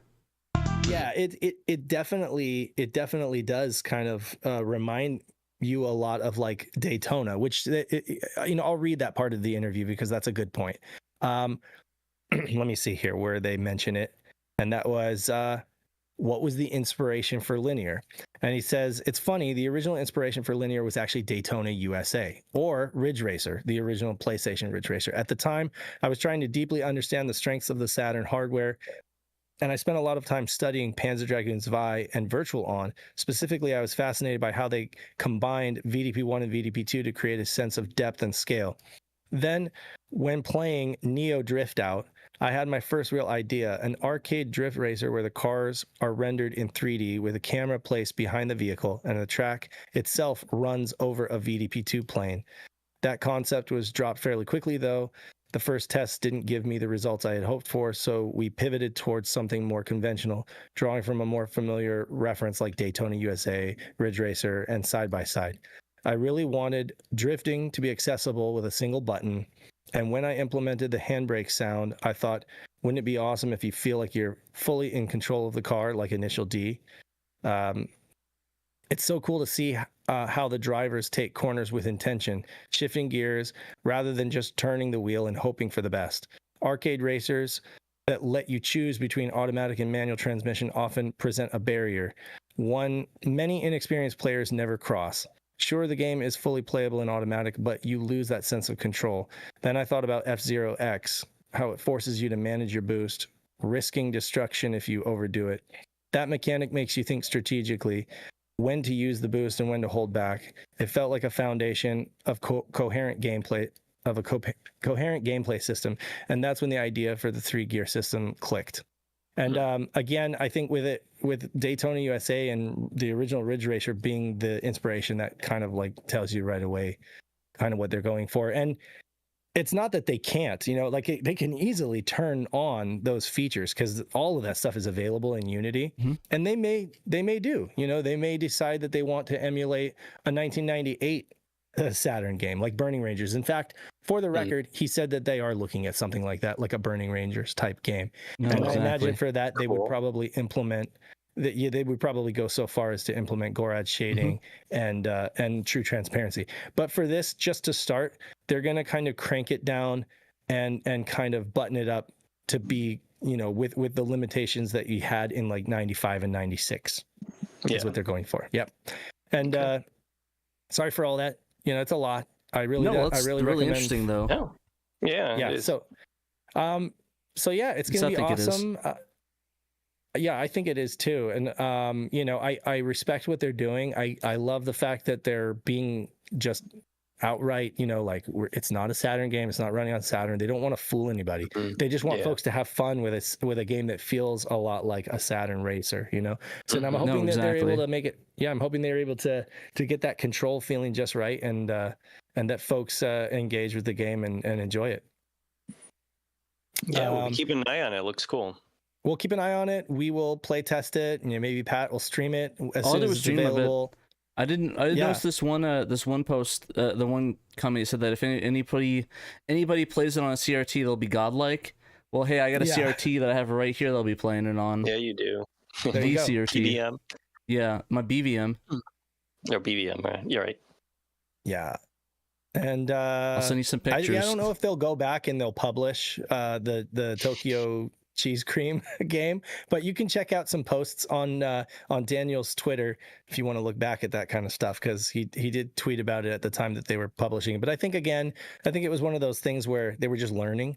And that was just kind of like a project that they could learn on. And I don't know if they ever felt like it was ready for prime time. So it could be that that was the case. But yeah, definitely shouts to Advent Softworks, which look to be, creating several projects to tribute Sega Saturn, and that'll be good. It'll give us plenty to talk about in the months and years to come. So yeah. Well, there's Awesome. there's no downscaling needed for my BVM. It could support 1080p. Nice. Yeah, there you go. 1080i technically. Let's see. I can. Do we have anything else, Dan, before I read off our patrons? I don't think so. Yeah, it's time to thank our patrons. Cool. Yeah. So at our $10 and up level, our premium patron supporters, we got A Murder of Crows, Cerulean, Chris Piper, Daniel Fredrickson, Derek Pascarella, aka A-Team, Emerald Nova, Evo42, Fat Drunk Friend Otaku, Gem Clash or Rank, Johannes Fetz, Lion Wing Publishing, Memphis, Normal Guy, Nutrageous, Orlando Guy, Paul Bort, Robert Ramsey, Rowan Dinkt, Sega Steve, Stoneman, of course the Sega guys, our SHIRO bros, and Young Money Swee. Thank you all for supporting us at the $10 and up level. You get your name read out on the show. Everybody else, you get your name in the credits. And we thank you too for supporting us at whatever level. And for those who can't support us at all financially, you do support us by being a member of our Discord. Just join the Discord link, which is in the description of the video of the stream right here, and come be a part of the Sega Saturn conversation. We're talking Saturn news all the time. If, like for example, you'd have been the first one to know about this earlier today when it was posted in our news channel, and any other Saturn news that comes down the pipe, you'll pretty much know about it right away, even sometimes a week before SHIRO show goes live. So exactly, yeah, we get all the news articles up there. Yeah, so if you want to keep your ear to the ground in terms of Saturn news, definitely join the Discord and find some project or some activity to be a part of. We've got a ongoing music pop quiz, a Saturn music pop quiz. We got a couple servers here, or forums, Saru discussion, Fenrir discussion, things like that. We've got we've got community challenges that happen monthly. Yeah, we got online tournaments. Exactly. You can play your Saturn Online. And there's also the website, SegaSaturnShiro.com, where you can find all your news. Dan writes a bunch of great articles. Peter, all of us, actually, Gregory, Rasputin, and Double Dime have been doing article duty lately, and a great job too. Story next week about how the community challenge went with Jung Rhythm, so can look forward to that. And there's just a wealth of stuff under the resources tab, which is one of my favorite parts of the site. We got merch too. If you guys want some shirts, we just got their. Yep. We just got a couple ones. We got the Jung Rhythm Challenge shirt. If it doesn't glitch up on me, pretty cool. Right. Little pig designed by Gregory Rasputin and Dave that cleaned it up and made it look cool. We got the hang on mug. We can hang on. Hang on. I think that was only. Was that only supposed to be for one person? I thought that was only supposed to be a prize for one person. I don't know why it's probably live. should take that down then. Yeah. Someone's gonna be like, buy it now. Well, you guys got until Dave takes it down to buy one, I guess. But I'd ask you don't. Well, it was a trophy. It was like a trophy mug, but now I don't know, for some reason. That's how we figured out how to make it for them, was we put it on our shop. Right. Yeah. Well, because I was trying to do like a one-off at another shop, and they wanted like $35 just to do a mug, and I was like, our shop is like. It's what, like $15 or something like that? It's like half that. Yeah. So anyway, great resources here, including our website, completely available in HTML 1.0 so that you can view it on your Sega Saturn with a netlink or an X-band modem. Thank you to Raimi, Super Ray. Goes by other names, but I do use it to test I did use it on my Dreamcast too to test it out. It did work on my Dreamcast, the broadband modem. Yeah. Cool. Nice. And fan translations, of course, that page is modded by Private Eye, who is involved with the Cafe Alpha and Pseudo Saturn projects. And there never was a more up-to-date list of games. I mean, like, as soon as one goes live, it's on the list. I've checked every time. I'm like, as soon as we get wind of it, it's up here. So if you ever wanted to know about any any patch that's been released, any translation, any project that's undergoing or underway, check this list. It'll be there. And then, of course, not to mention also just real quick, I want to say shouts to all the folks that have done amazing homebrew software. Shouts to Saturn Memories, who heads up the Saturn archive. Shouts to Bo Bales, who does the hacks and cheats and reverse engineering of Sega Saturn games. Shouts to Joe, Sega RPG fan, who gave us the online netlink tunnel, or they're calling it the netband tunnel. That's how you can get your Saturn online even today. And then Death Scythe, who does the Saturn and film and TV. And of course, Sega Steve, who has his sales bin available on the site, where you can he's got some cool stuff. He's got the Saturn Perfect catalog available, 40 shipped. You've got some V Saturn stuff. Got some North American games. A bunch of games at really good prices. Steve's always got fair prices, and he's a good friend of Shiro, so we're happy to be able to host his stuff on here. I think that's it. I think that's pretty much covers everything. Okay. Other than to pretty much say that. Well, thank you gotta for play watching Sega Saturn. today, There's one everybody. thing we forgot to cover. We're doing a live stream afterwards, after this. Oh, this is right. After the show, Yeah. gonna play some Dungeons and Dragons fan translation. It's been a hot minute since I was able to hop on it, so everything got in the way. Pretty but cool. we'll do that, and we'll see maybe afterwards. Maybe we can do a little bit more out trigger if you guys want. It's up to what you guys Just want. Stick around, everybody. Yeah. So hop on it and don't go anywhere. This has been Saturn Dave, Danthrax, and Trainico reminding you. You must play Sega Saturn. You must play Sega Saturn. now. Bye, everybody.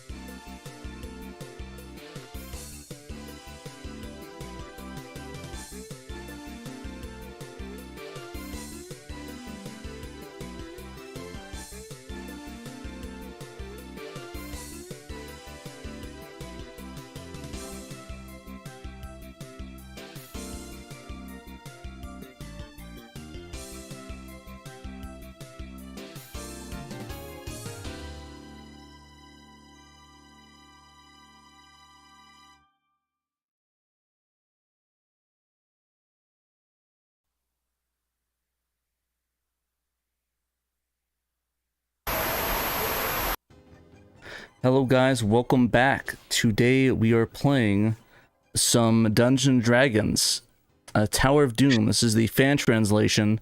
For those that don't know, this game is in English, but it's only in English on the arcade version of the game. The standard version never had an English release, but later on they did a fan translation of it, and now you could play it in English now. So gonna check it out. Got some good little soundtrack. Hope you guys can hear me over it. I'm gonna make sure it's all. Oh, this isn't a fan translation. This is the official translation that they took out of the arcade, I believe. Okay, so they just pulled it up, but it's a translation work that they did. It's a translation that they insert into the game. Okay, I see. Right. That makes sense. All right, let's play on. I actually have this on my Mister, and I think I might have a CPS board for it. I'm not sure though, but this was on the CPS2 originally by Capcom, and it's a really fun game. I like Dungeons & Dragons. It's popular now. It's not as nerdy as it used to be. Alrighty, who we gonna be? We got the elf, fighter, cleric, or dwarf. Well, obviously we're gonna do the elf because elves are cool. Don't know why she did that, but okay. Alright, cool. So that's good. The mug is unbuyable. Enter your name. Let's go with let's do my RPG name from Warhammer, Annalise. Wow, that actually fit. Cool. And on that one,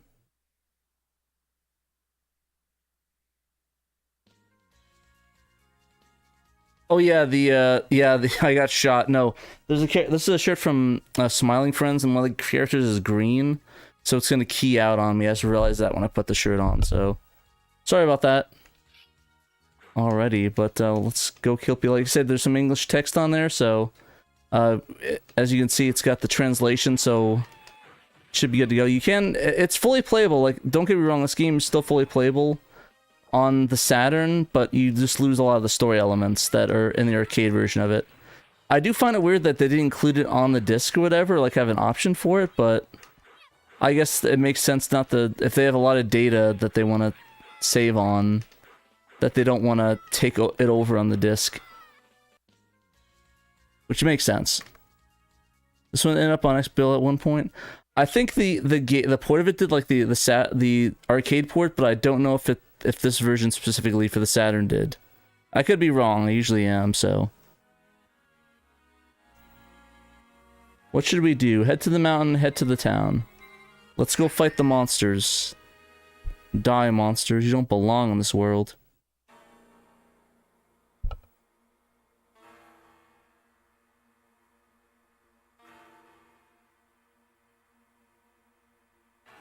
Yeah, I actually had online co-op too on the Xbox LA version, Xbox Live Arcade version of it.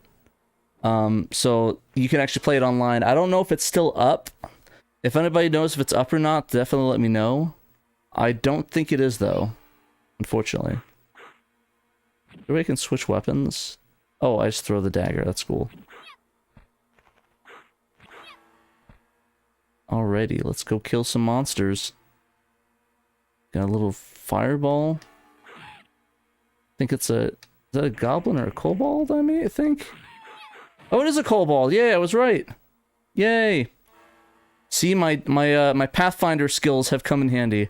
Actually, in my next campaign I'm actually doing a kobold sorcerer. So I'm really excited to try that one out. I do like the kobolds with the sorcerer classes. I actually did a Kitsune as a rogue. I actually did like that build a lot. Mostly because the Kitsune class benefits from like the speed and agility. And it's not very defensive, so it was perfect for a rogue class. That's the thing, you could do a lot with the characters, but you just have to, like the secondary characters, but you just have to, you know, like work with their weaks and strengths and weaknesses. Like, Kobold ain't gonna be much of a warrior, but as a wizard and a mage, they're actually gonna be pretty good. So highly recommend it. Let me know what your D&D characters are in the chat, or in the comments, I guess, if you are watching this post. But yeah, we have more on the article. We actually wrote an article on that. I believe it was Dan that wrote it up, or maybe it was I forgot who it was. But we're gonna put the article in the comments for you to guys to read up more on the transfer. How was it? You, Dan? I think so. I got you, because you wrote two of them, right? You wrote one on the impending release and then the actual release of it, right? Yeah. So you can check that out. It's going to be in the comments. I died. I'd like to continue. So yeah, we'll post the article there. You can look it up, and you can actually look and download the fan translations from there as well. It's a simple patching process. You just have to download the Delta Patcher and patch it. It was pretty easy, but if you have multiple, say if you have multiple bin tracks on there, you actually just need to patch the first bin track. And that's if you rip your own disc or find it somewhere. But yeah, I think it works either way. If you have one bin, you just patch the one bin, but if it's multiple, you just patch the bin one file, I believe. Is that what you did, Dan? I posted it in there. Yeah, you just patch the first bin track. Works. See how do you do the fireball? Oh, okay, you can switch the weapons you have. Cool. There we go, we're sniping with the magic missile. The heck, that was weird. There's a little graphic glitch that popped. Oh, I said it was the text thing, like his dialogue, but I skipped through it by mistake. I'll pin that in there. Just pin message.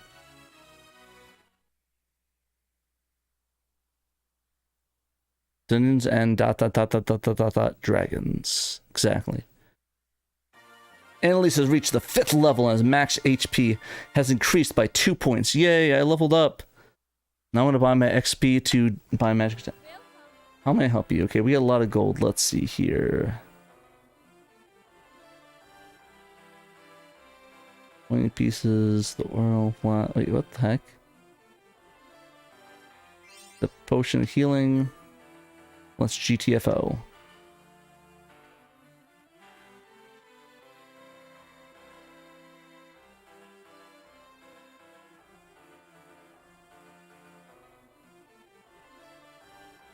Alrighty, let's continue on.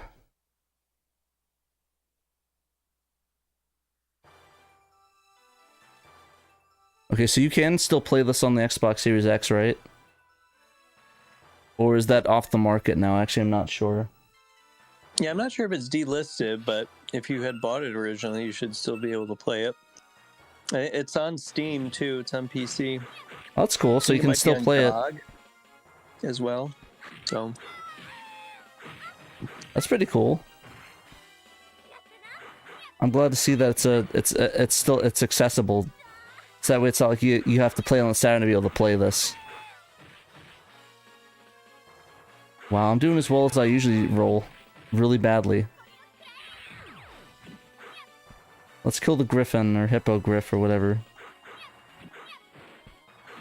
Owlbear? That's a new one. Is there actually an owlbear class? Or owlbear like creature?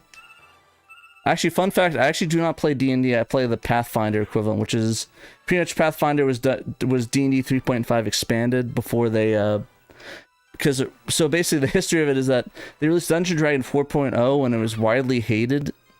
So people just started going with 3.5, and then later Piazza released Pathfinder, the first edition, which was pretty much 3.5 Dungeons & Dragons, that expanded. So using the free libraries for that. So that was really the only solution people had. But then I think they released D&D 5.0 a few years ago, and that actually was really good. But now there's a whole controversy. There's a whole controversy now that the free library, the free use thing is not going to be it's going to be rescinded, so people can't use the generic terms and stuff anymore. So it's kind of suck. So there might end up seeing a resurgence with Piazza and people going to Pathfinder 2nd edition.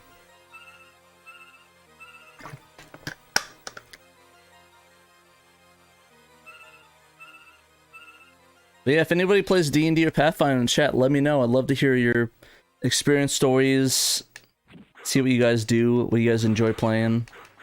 We're not in a rush or anything, so we could play this for quite a bit, because I'm not in a rush today, so we're gonna get some gaming in for this.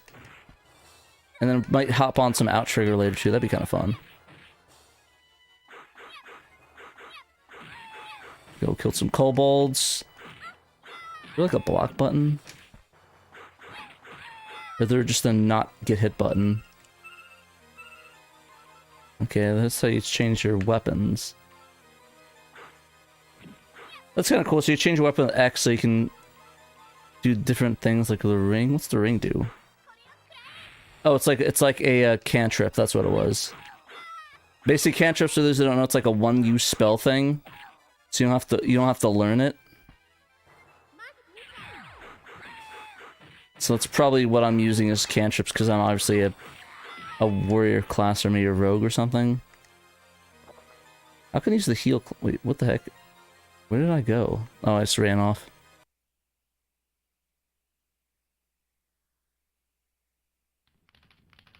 Night falls, you decided to make camp and rest for the night. Do I get my health back, or am I not going to get that? good night, Scatty Bo. Oh, cool. What luck, I was about to settle for a mere morsel, but an entire feast has come right to me. I don't like that. Ow. I'm just gonna spam our spells now, like any good D&D character would do in this situation. I missed, of course.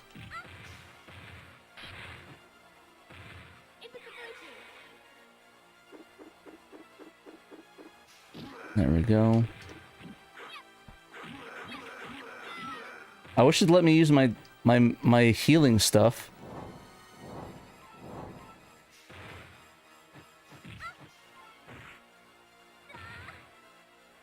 There we go.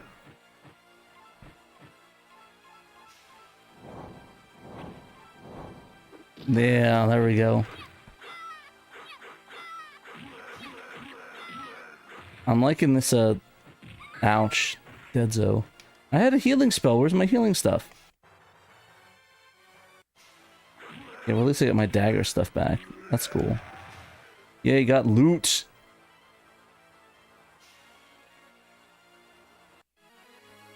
Yay, retrieve from the Manticore.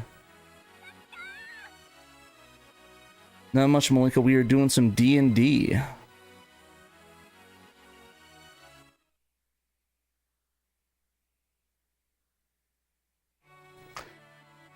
Following some training posts near Col. Sure, my father and I can make you suitably reward you there. Okay. You arrive at the city of Daroken. You quickly inform the guards that danger the fort was in. A messenger from Carwin Linton. As you are having dinner in the inn, a stranger comes up to you and begins to talk to you. My lord, Conwyn Linton, master of the city of Atomos, wishes to speak with you. He would have you come to the city of Atheros to meet with him. Annalise has reached 6th level, and max HP is increased by 2. Alrighty, what are we buying? Alright. That's not an oil flask. House and healing, don't have enough. No, we have enough for that. Well, oh yeah, because I guess I bought it technically. We're gonna load up on some arrows there, get some hammers, and that's it. Heard that some adventure saved one of my lord's caravans. I doubt it. Oh, so you're the hero I've heard not sure about. Tell me of your adventure. No, I'm out of here. Don't want to give me no deals. Kerwin has arranged for a ship to carry you to Atheros by the way of the Sea River. Or something river, I missed that port. Lords of the Abyss, we're surrounded. They're trying to swarm us. Get over here, lizard person. Oh, troglodyte? Okay. That's a new name. I'm used to lizard men, but... Didn't I have like 5 hammers? What happened to all the hammers I bought?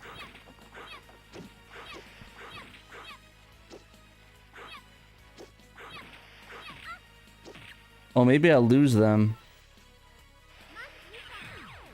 Oh, I guess I died.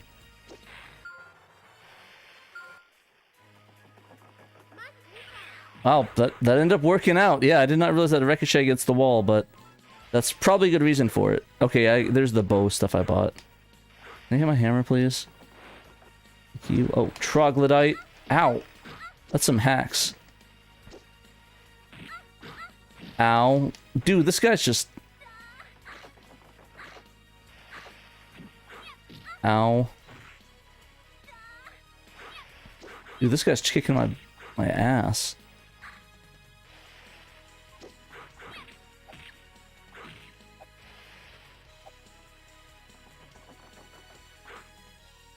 Wow. Damn, this is a hard fought battle. Yay, treasures, let's loot. Loot. Loot, loot, loot. Can I pick this up, please? There we go. No, I'm busy. I'm looting this place. Shut up, fairy lady. I need to get the loot. All the loot. This isn't a D&D game without looting.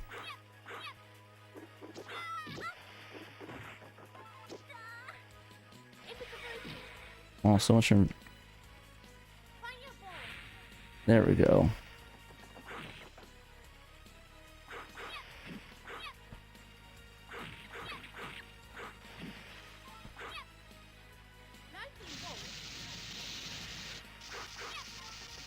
I should say this for the bosses. There we go, got a fireball cantrip.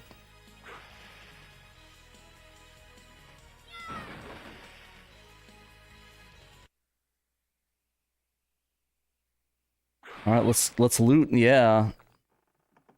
Polymer's option? What the heck is that? Oh, it's an other, okay, I think it's like a summon.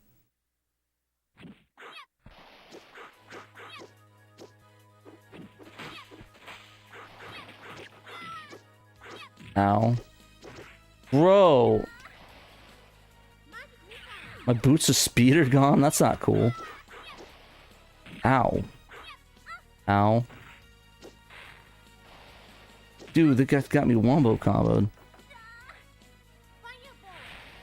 Yeah, I gotta keep doing this or else I'm dead again. Yeah, I'm dead again. Can I spawn? There we go. Okay. Oh, there we go. Wait, no.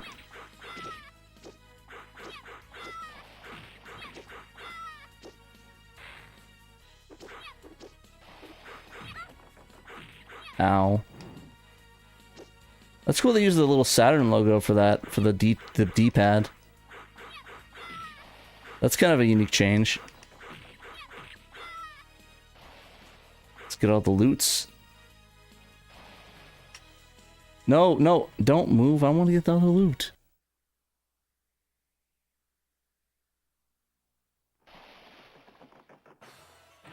Alrighty then. Troll leader. We get trolled right now.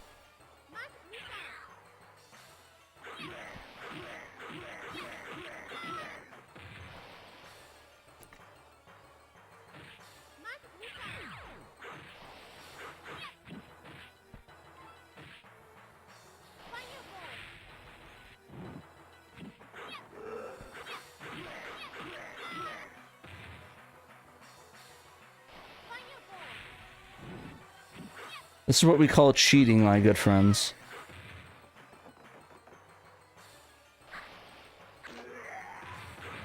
There we go. Look, the troll's wounds. Wait, it's healing? Oh no. Ow. Come on, you can't heal. That's cheating. Only I'm allowed to do that.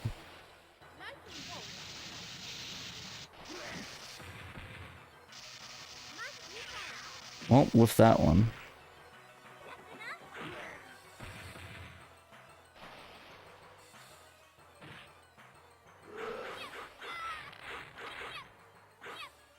Oh, cool. That works. He almost got you. Don't you know you have to burn a troll to finish it off? I wonder if I used Fireball, if I did that, that would have given me a different outcome.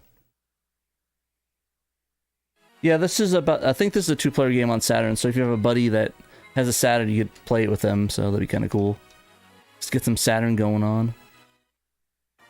Annalise has reached the 7th level. His max HP has been increased by 2 points.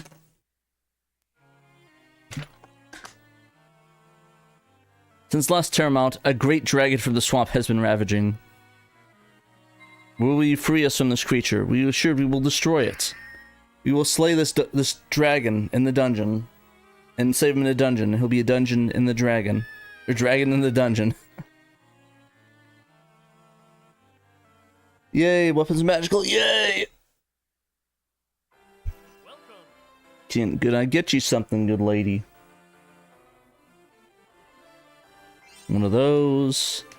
Stack up on some arrows, some hammers. Hammers are really good. Another one of that. Some arrows. And we are outie. Do some oil too. There we go. Watch out for Dragon's Acid Breath. It dissolves anything it touches. Well, let's hope we don't have to deal with that. I wish you good luck. You'll need it.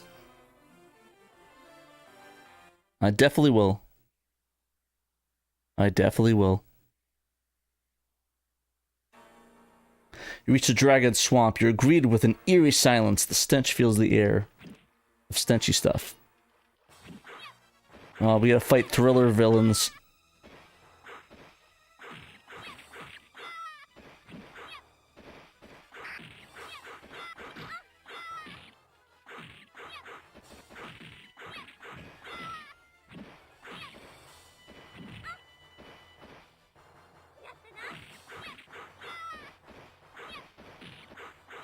Yeah, we got a lot of bows. I'm gonna see if I can just use the daggers for the regular enemies. Or never mind.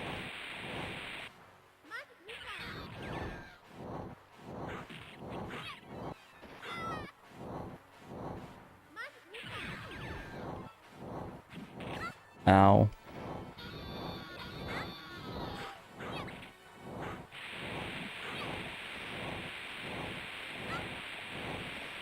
Ow. I have no idea what that's supposed to do. Well, oil is useless. Let's see. Ow.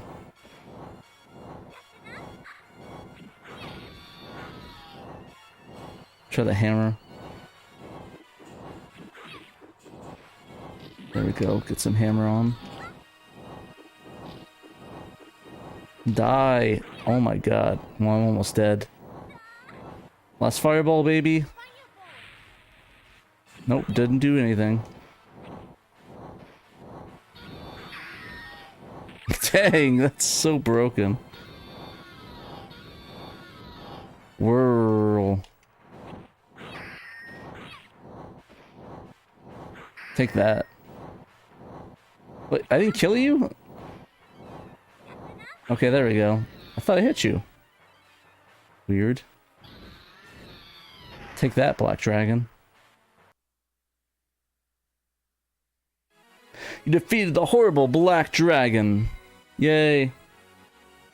Let's loot his body.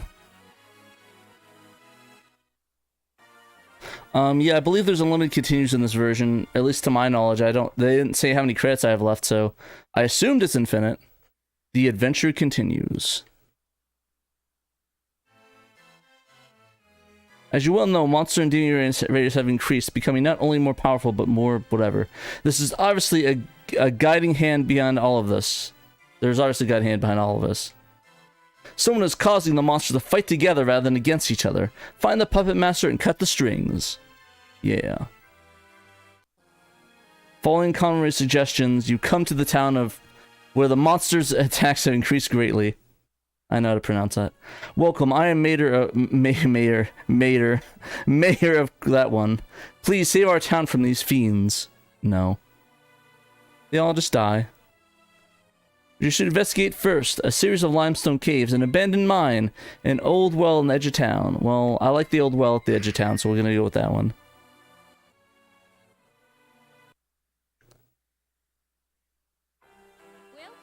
Alrighty, let's stock up on some stuff. Some arrows, some hammers. There we go, let's go. Next time you're here, I'll make a special home-cooked meal. Yay!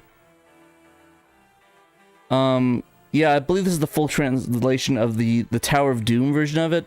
The other one, I believe, is not translated yet, but I believe they're working on that. I need to check on the status of that. You follow the patch through the abandoned waters that course through the foul air assaults your nose holes with noses. Die, fire beetles. Ow. I swear, I'm gonna die with these fire beetles. It's gonna be embarrassing.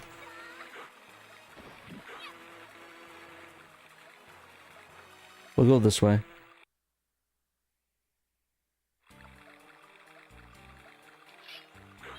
Can you open that up?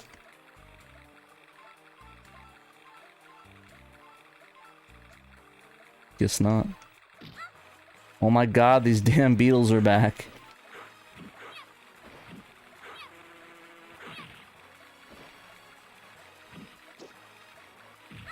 Ow. Wow, I'm just getting wrecked by these guys. The troglodytes just like kill my ass.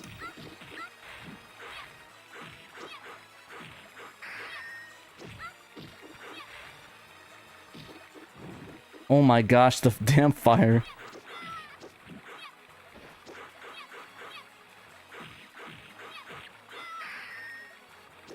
Take that.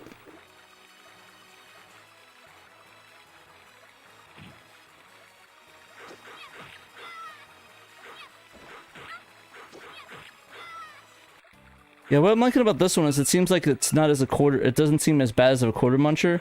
Seems like if you have the right equipment and you got enough stuff, you could probably bait them, but I'm just playing pretty risky. I'm just trying to explore right now and just check out different things, so This is definitely not an optimal playthrough.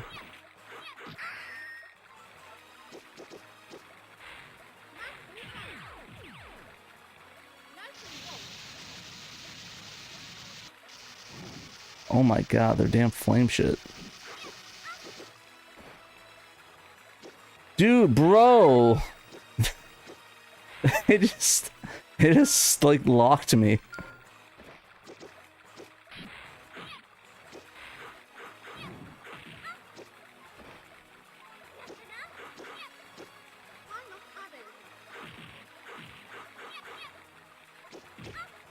What does that even do?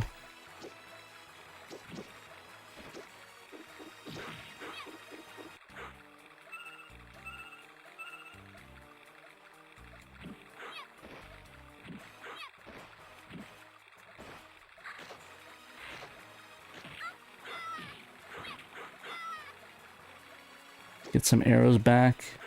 Get some of that crystal. Bro. Oh, I see. That's what's hitting me. They're throwing the sacks that's doing the oil thing. Okay. That's why I'm getting killed.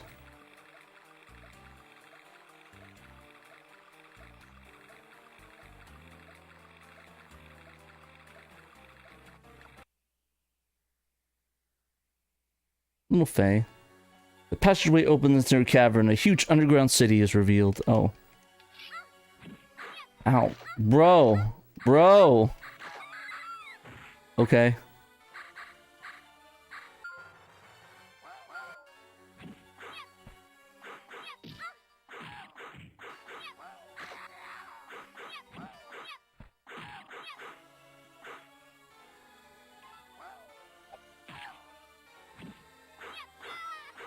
Get that dagger stuff out of my face.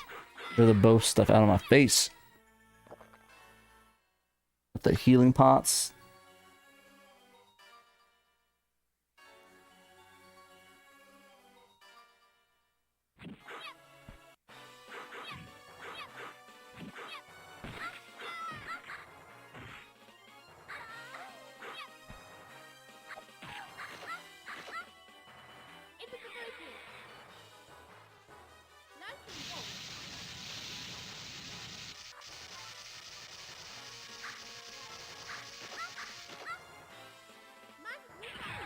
Bro, these guys are brutal.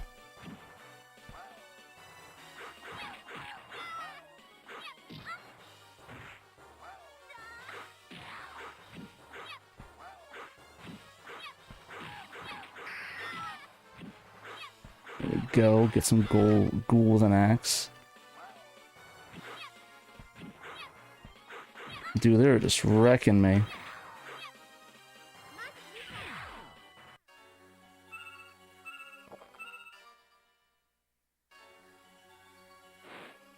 Get some good loot.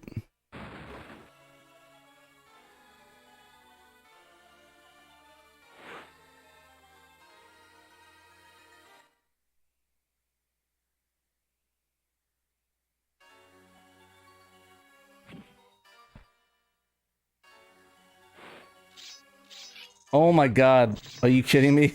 I thought it was the scorpion that's gonna hit me. It was the damn traps.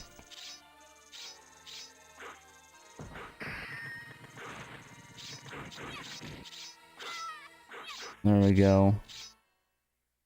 Well, good thing I avoided those.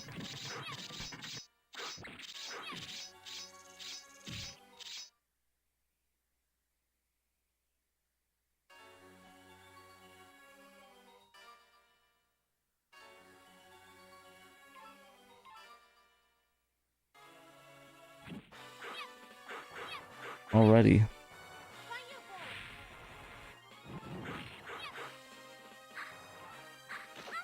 Ow, dead.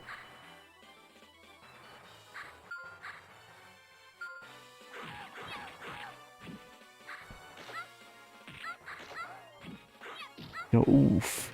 Okay, let's try the magic missile attack on them.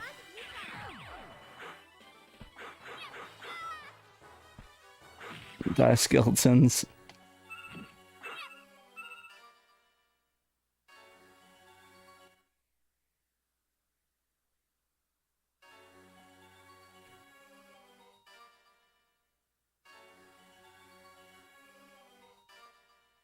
Be right back. I'm just gonna get some real quick.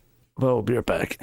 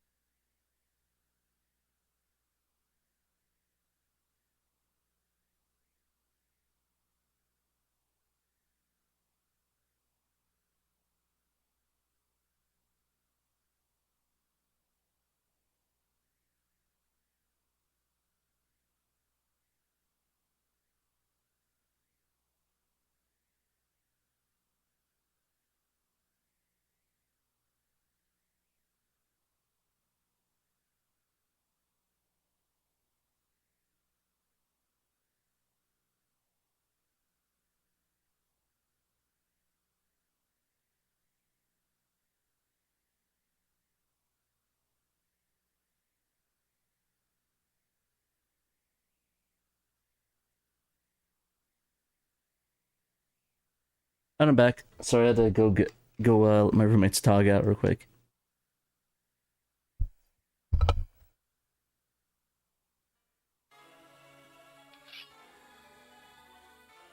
Alrighty, let's continue on.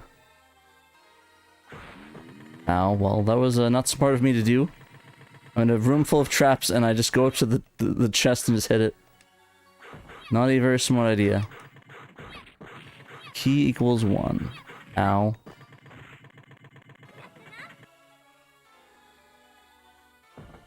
Alright, let me go into the... I guess I can't go over there. Missed an opportunity, so let's go into this cave.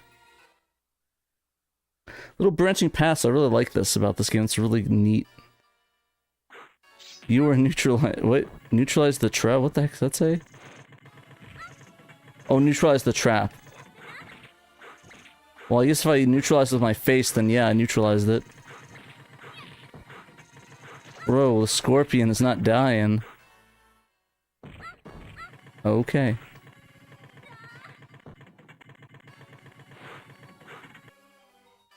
Get out of here so I don't get hit. I think we'll ever see a 2D Sonic fan project on Saturn.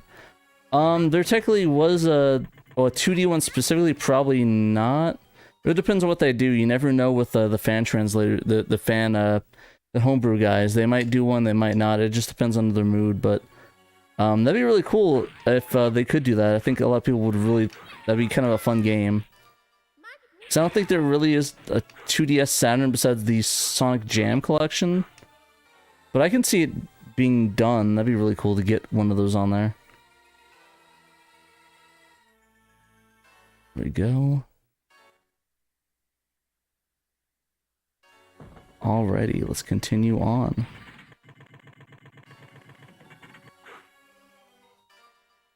You know, it's a 2D Sonic game would have been a lot of fun. I really like the idea of that. I do like what we got though for some of the Sonic 3D stuff that they at least did the homebrew of, like the Sonic Extreme remakes. I think they're all very cool. Welcome. Do you truly believe you have any chance of defeating me? Well, no, I'm on like a slither of health, so no. If you have any courage, then face me now. If you have any intelligence, flee while you can. Well, I got none of those, so I guess I will do 0. Yeah, there we go. Just insta-stab.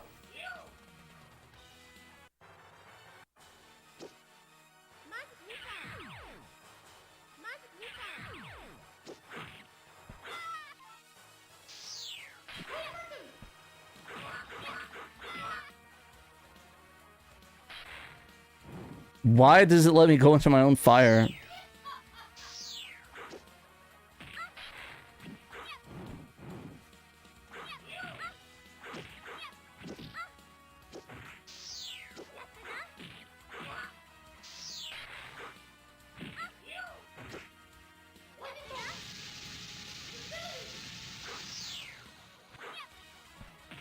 Bro, I had no health left.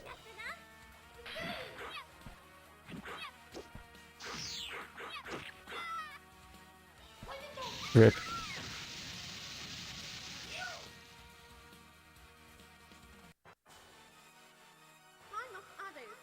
I have no idea what that's supposed to do, so if anybody knows, definitely let me know.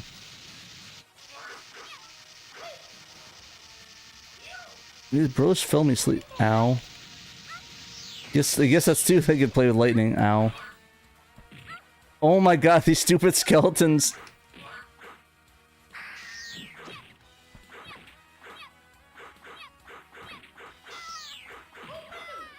That's stupid.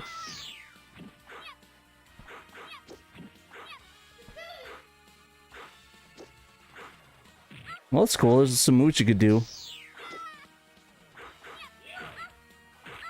That's really cool, actually.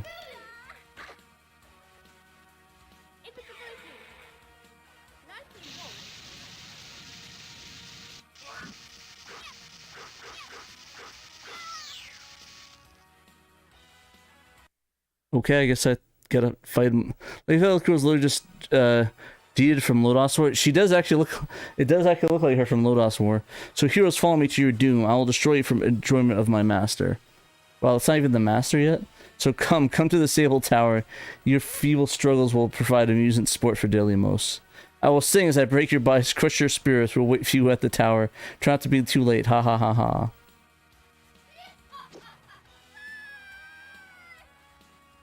Driven off the Shadow Elf. Yay. Huh. Yeah, definitely send me that, Captain Hot. I'd love to read that. Or watch that. Yeah, I believe D&D is fairly popular in Japan. I mean, it makes sense, especially with a lot of the Lodos War stuff. And a lot of the high fantasy stuff. Ooh, we got a lot of gold. Let's heal up. Oh, I see. The potion works immediately, so that's why. I thought you could use it during the battle. Alrighty. A plateau rose from the North Mountain. If you go there, you'd better watch out. No one has ever returned from there. I'll watch my back.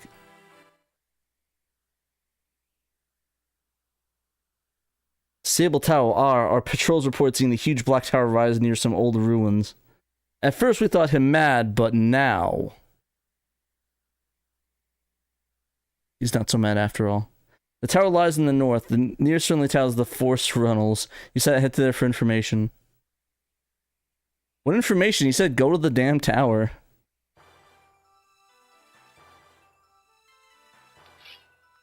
Fort Rennell, 8 miles.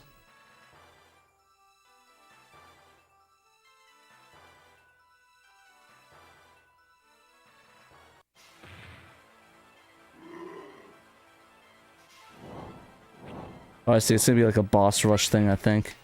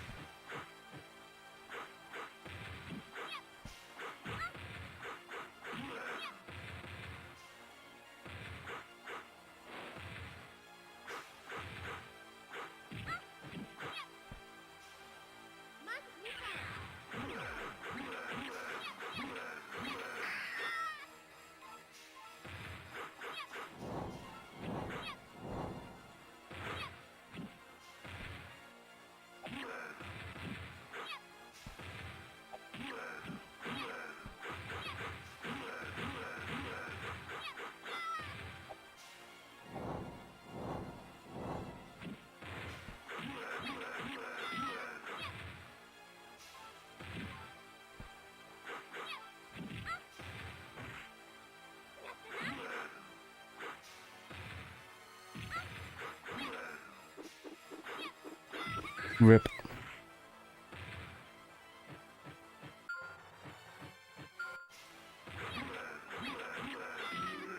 Kevin said, but earlier, Pat, did you say you have to have 2 Saturns to play? No, you just have 2 controllers, not 2 Saturns. That'd be kind of ridiculous.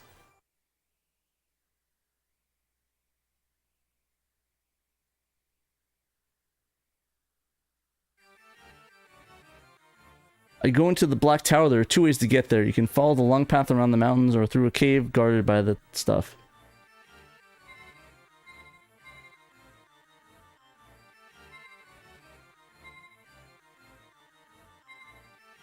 We'll take the long path around the mountain.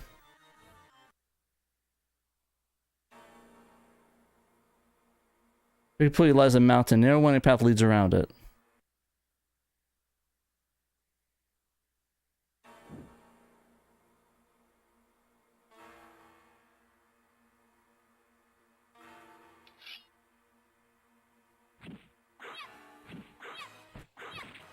Hellhound, dang.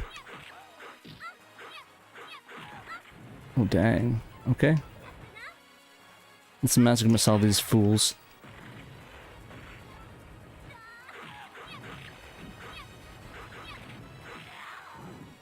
Ow.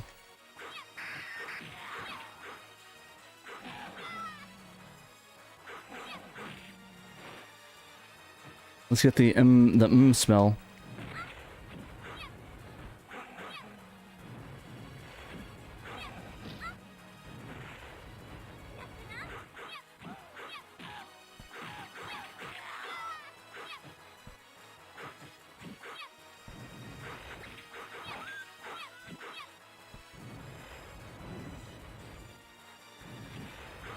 Ow.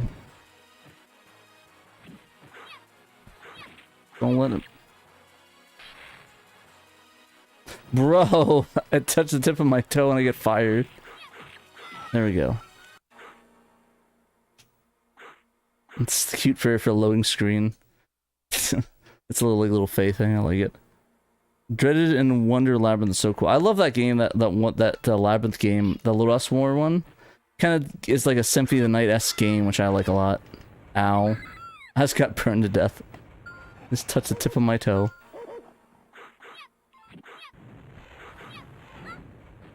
Dagger time. Oh, why am I on fire? I hate these dang dogs. Especially two of them. Bro! I can't get away. Stop! Oh, I can just ignore them? That's cool. I probably should do that in the first time.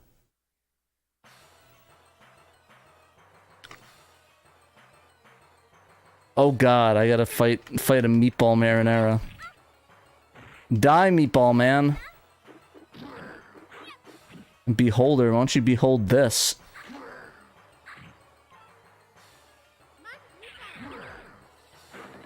Yeah, I think this is the thing. They actually had this when we went to the Dungeons and Dragon thing at Universal. They actually had that this beholder dude. Oh, he turned me to stone.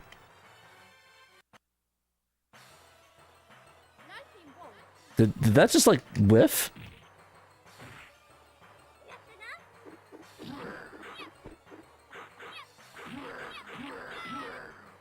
That literally just whiffed, didn't it? Bro. Bro. What is he shooting me with?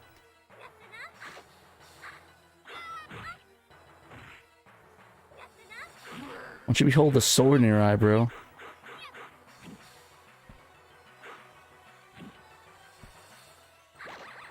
Bro, you can't cheat like that. You can't put me asleep. I can't do anything like that to you.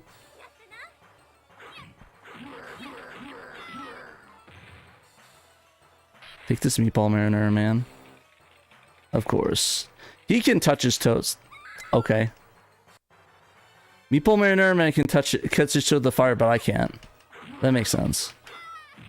Watch, this is gonna whiff on this fireball too.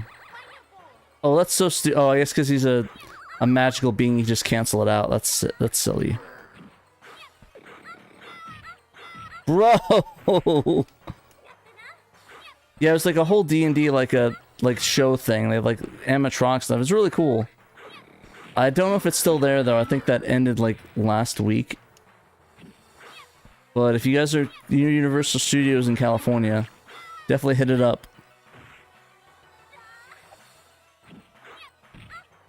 Yeah, I've not tried the dwarf. I'll have to try that next playthrough.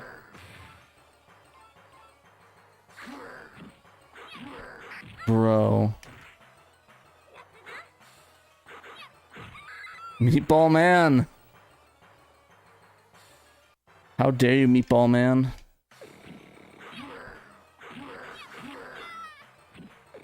Meatball man. I was dealing with meatball people. Take that, Meatball Man. Oh, yeah, man, Meatball Man.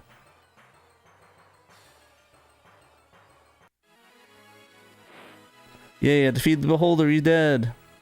Yay. Die, Meatball Man.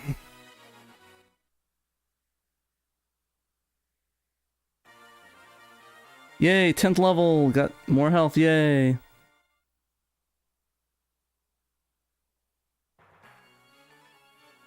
Sable Tower, here we go, baby. I think this is the end game.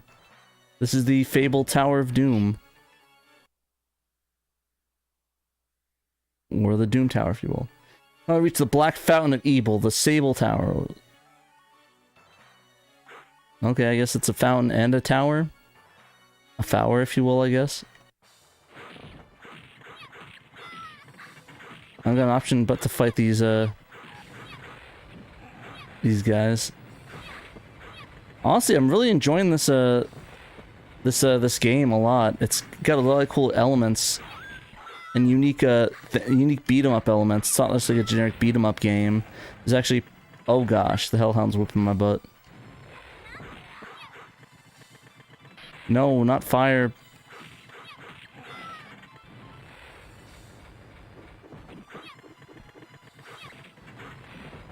I gotta stay away from their fire crap. Oh gosh.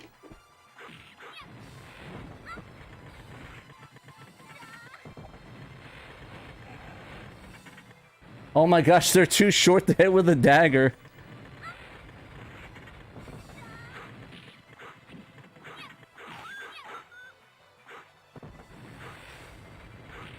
Oh my gosh. These doogies are so...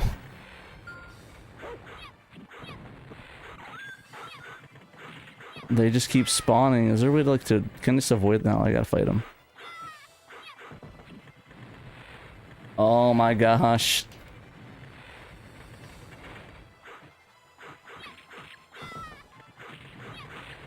Oh my gosh. These fire guys.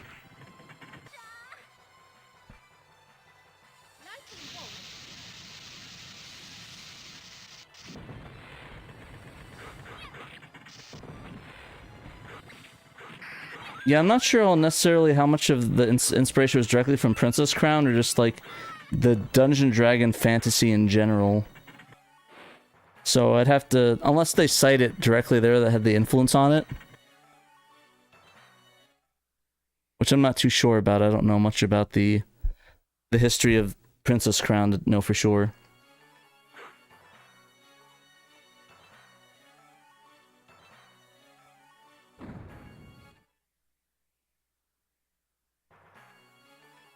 Right. Well, good thing I avoided that. You gonna put that fire out or... Oh, there we go. Just in case. I did not want to, you know, the situation where I'm getting killed by the end of the fire animation. That would kind of suck.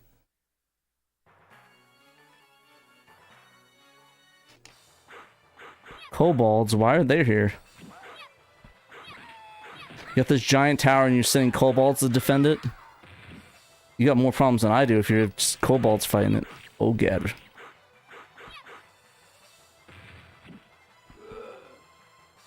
Yeah, how do you guys like the fire? Not very well, do you? I was like, I'm picking up like all the gems during the battle.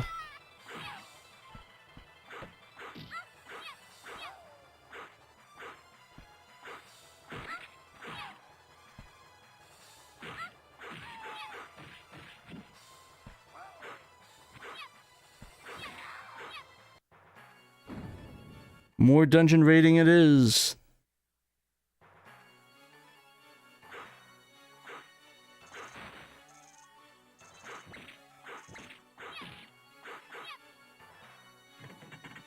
Well, I don't like pulling those things.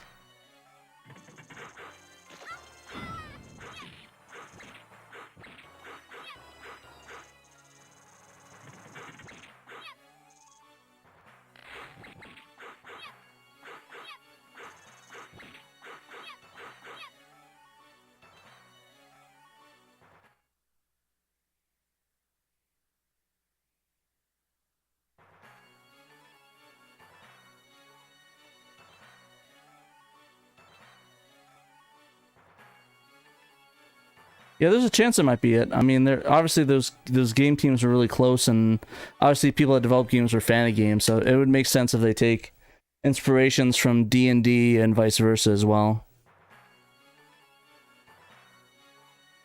Dang, this is uncomfortable. Take the hat. I have to take the hat off for now. It's pulling on my thing. They're pulling on my ears.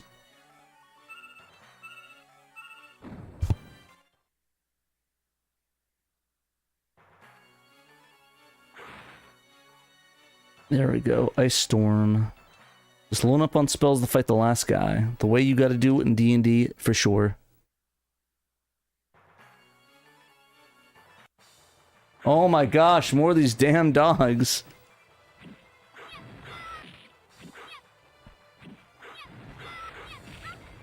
Well, lost my boots of speed, so that sucks. Bro, this dog.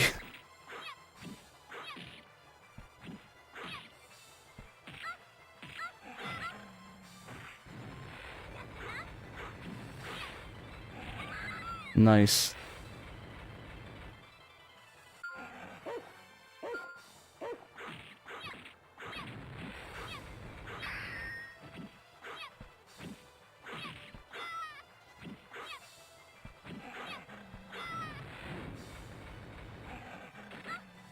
Yeah, these dogs are like I think the worst enemy in the game.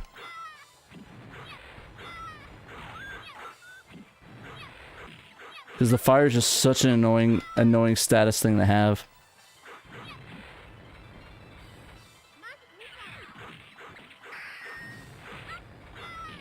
And I can't really focus on the skeletons and I'm getting flamed up all the time. Cool.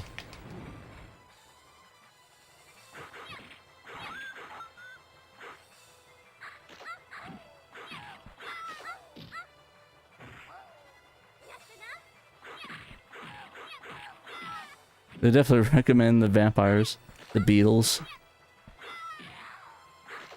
You mean the scorpion dudes?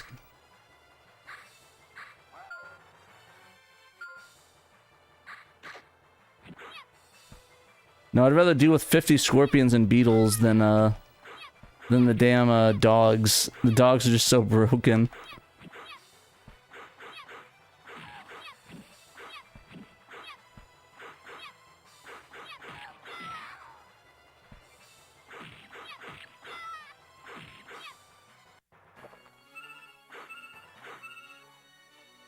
Did I go in here? I didn't think I did.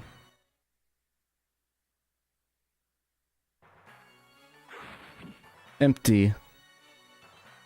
Cool.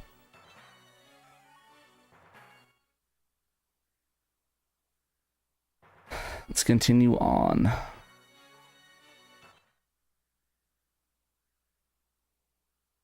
Oh yeah, I definitely can tell this is the quarter munching section.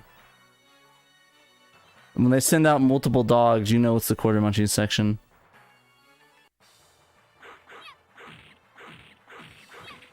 Okay, well at least they didn't send dogs out this time. This is much more manageable than the damn dogs.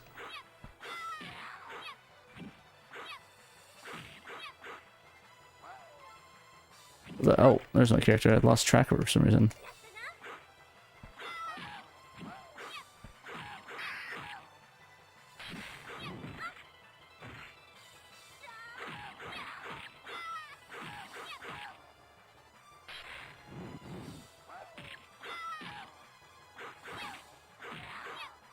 Give me that book.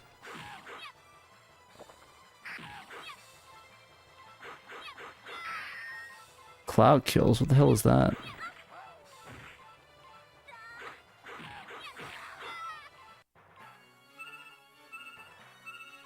Yeah, I'm gonna save up these spells for the last boss.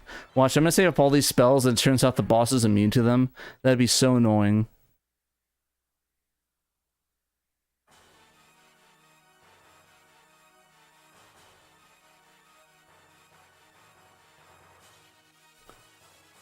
Okay, I think we're pretty close.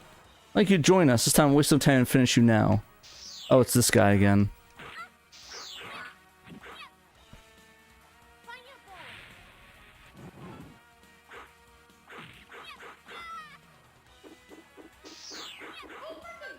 Bro, get me out of prison.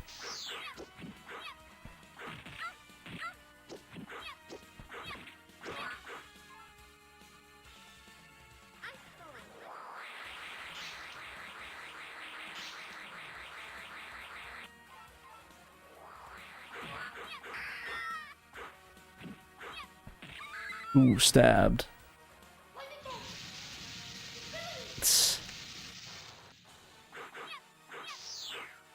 It's all good. We're just here chilling, playing the game, just trying to show it off.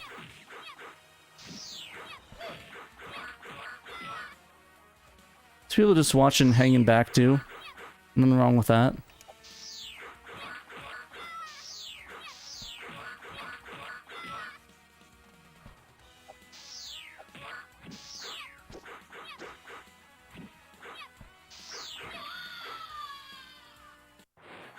Yay, steal all the loot. Mine. Steal, steal, steal, steal. Yay, earrings. What's in the store? Oh, I guess I can't go on that. Well, I guess we fight the last boss now. I think, unless we're fighting more dogs. Which, would it really surprise you if there was more dogs that just appeared out of nowhere? I know it definitely would be for me. What's in this door? Can I even go in here? Okay. Maybe this is the final boss? Hopefully not. I assume that you go up more up the tower, but... I have to overcome my Demo, so I guess this is the final boss. You fools, I wish you'd gotten this far so that I may personally watch your last agonizing moment of life. My enemies will crush you when you fall to the free lands will fall with you. Okay.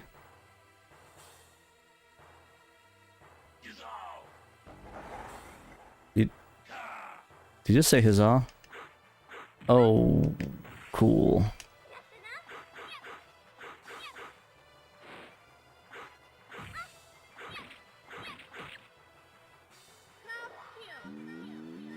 Is that just me like brapping? It's like a big fart that did absolutely nothing.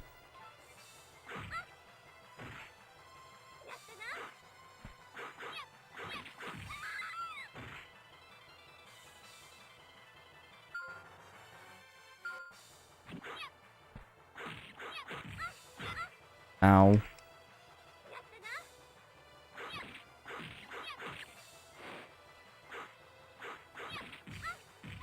Dang. They wallop you.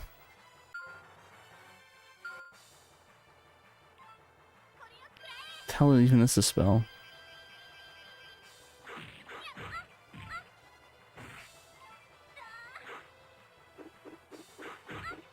Bro, these guys are just bodying me.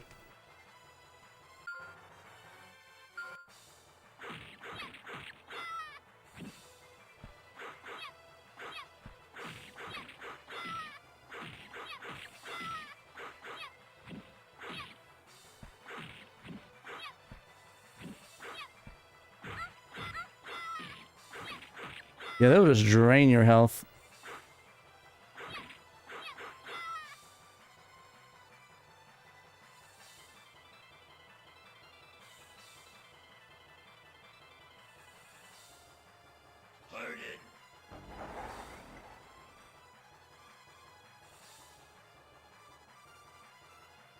Okay. Well done, Cage. You handled yourself well against my weak, impotent Minos. Now, face the fury and wrath of whatever that was. Indeed, nothing will spot me. I'll drink the toast of my future victories over your broken bodies. Ah ha ha ha. Alrighty.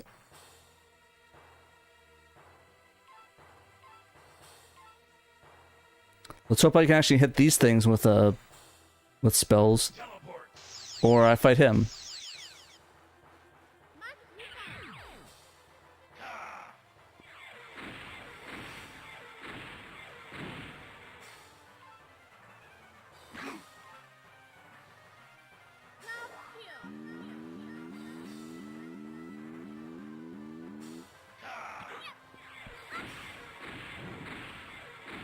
Ow.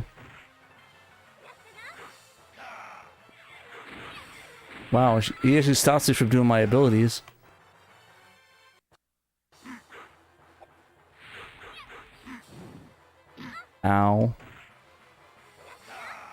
Yeah, I can't even do my abilities when he's doing that.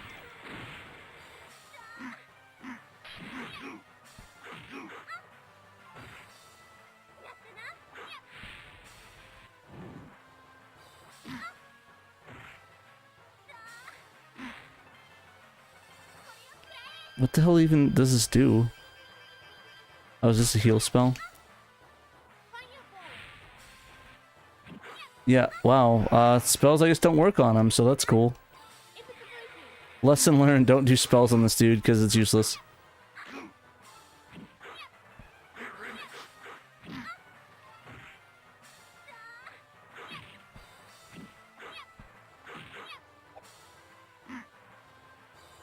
Ow. Yeah, definitely did some D&D. I love doing myself some D&D. Or just play some RPG games. It's always fun.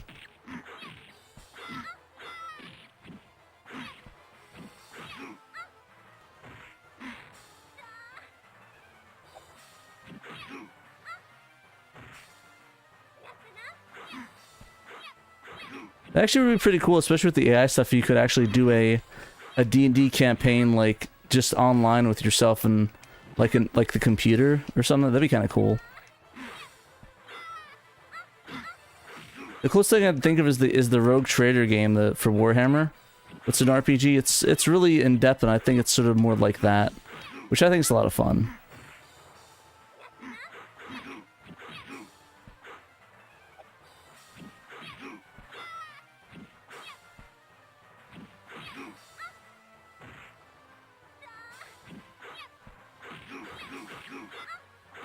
Yeah, I'm just forgetting this. The spells do not work whatsoever, so I'm just resorting the sword. Like, I don't think I've ever done any damage with the spells whatsoever with this dude.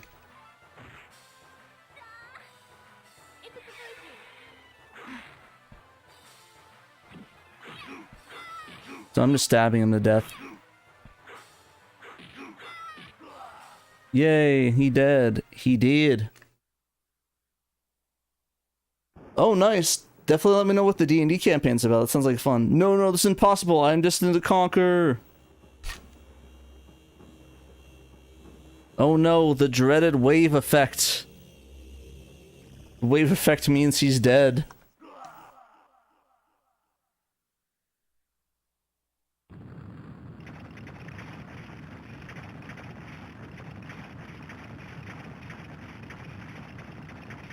We gotta get out of the tower, boys. Get out of here. Wait, look at this throne. There's a teleport crystal. And get it. Where can get us out of here?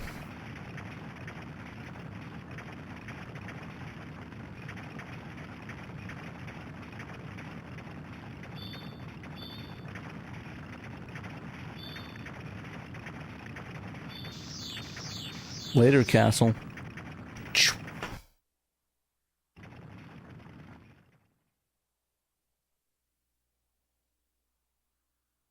Yeah.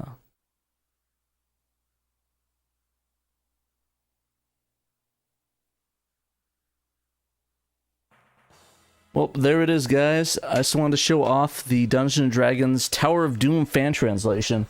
Well, I guess technically a translation insertion of the...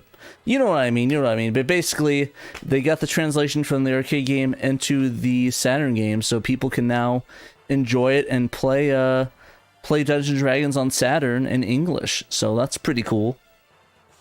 So yeah, thank you guys for watching.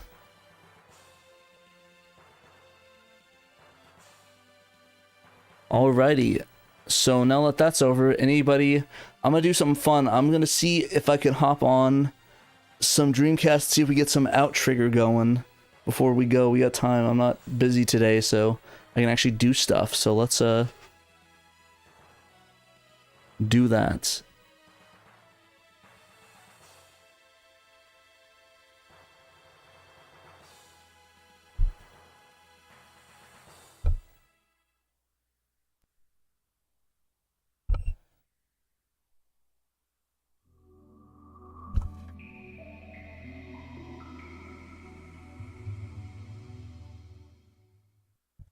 Let's see if we get anybody online. If not, we can just call it.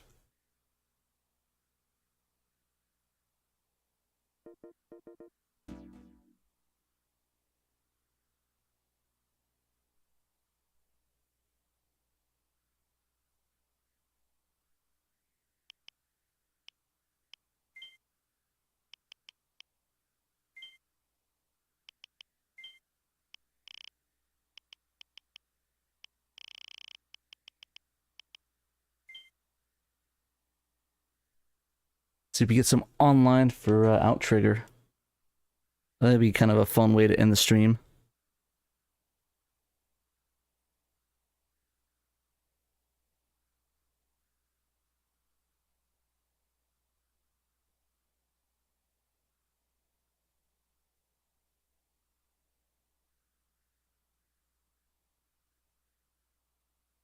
SegaNet, the gamer destination.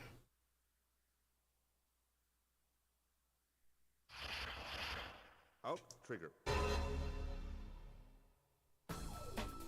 Alrighty, I'm gonna lower this down a tiny bit because it was really loud last time. Let's see, network mode.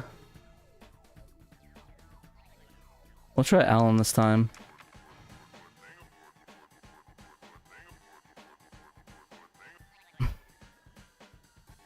Connect.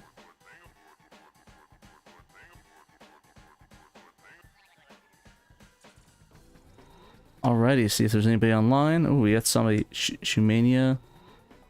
Let's see, join a room.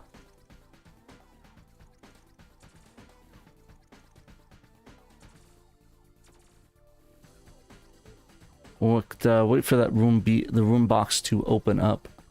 And we'll see if we can hop in for a couple matches.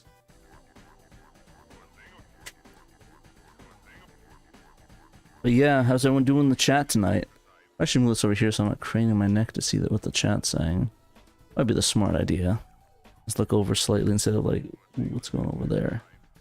It's like, do a little eye thing like that and just, ooh, what's going on?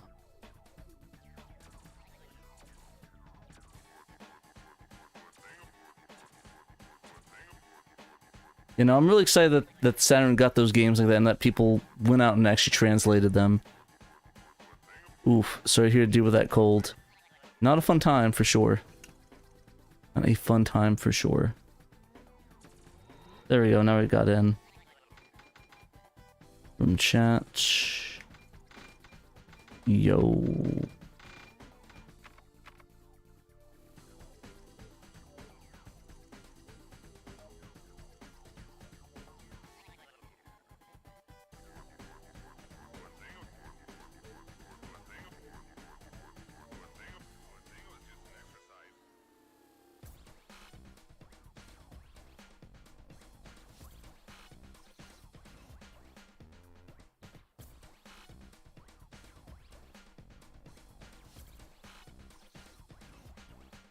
Go. Gonna wait for the game to play. Start, we're good. Let's see. You're live on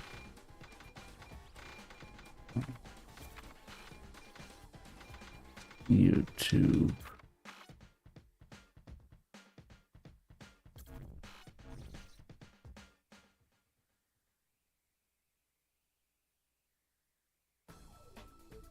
If anybody has it, definitely hop on. Let's play some games. That'd be kind of fun.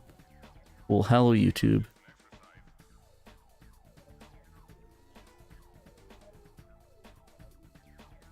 Get some more people in the game if anybody's online watching and play. I think I have the controls set correctly, but if not, I'm gonna be kind of screwed. Blast furnace time. 3, 2, 1. Start! Okay. Go.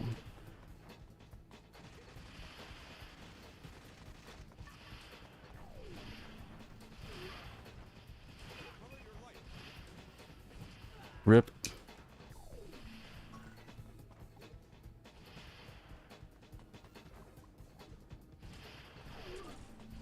Oh gosh, fell in the fire. Rip.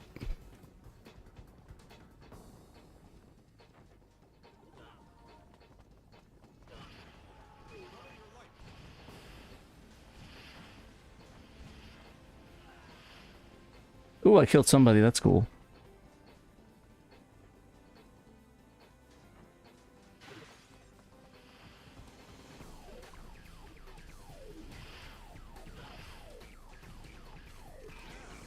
Let me get my coin back. There we go. I'm at 0 at least.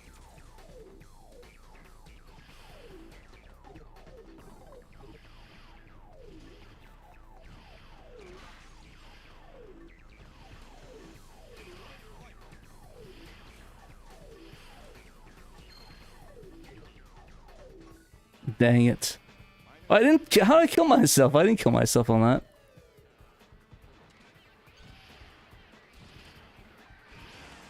Ow. Hey, that's my coin. Give me my coin, dang it. Some health. There we go. Oh gosh. He's using my strategy of the bomb. The OP bomb. Oh, dang. Wow. He got me good on that one.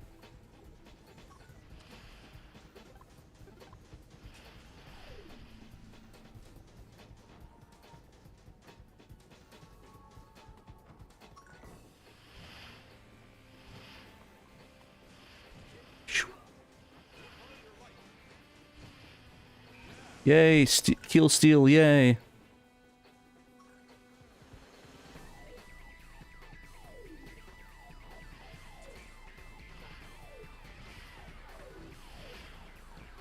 See if we can at least get second.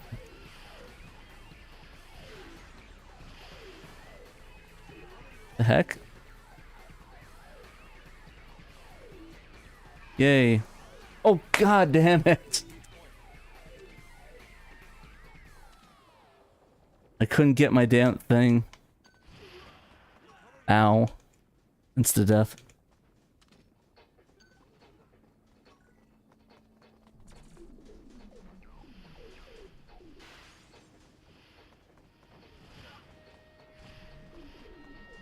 Oh, nice. Rip. I'm gonna try to get for second next time.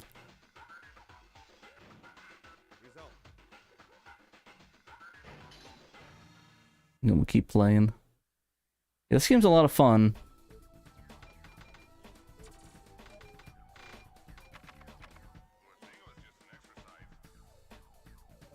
So it just reminds me of the classic run and gun Doom games, which I really enjoy.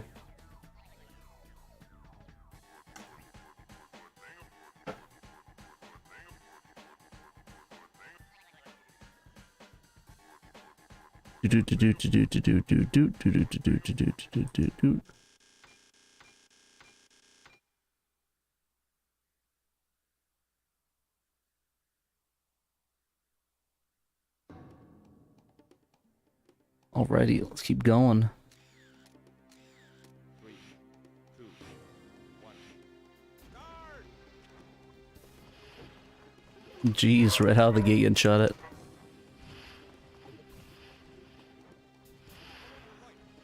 Rip.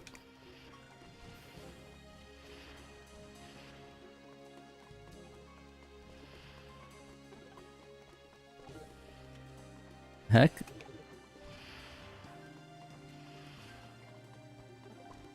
This is tight ass corridors.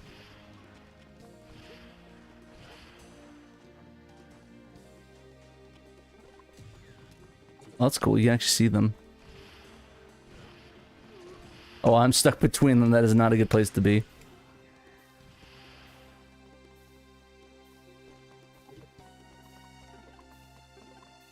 Go got some points at least on the board.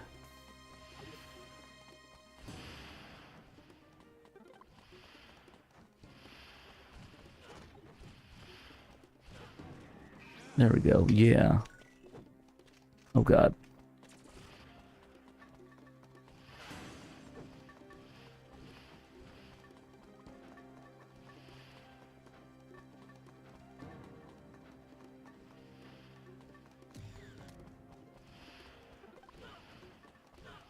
Oh, come on. Well, back to 2, I guess.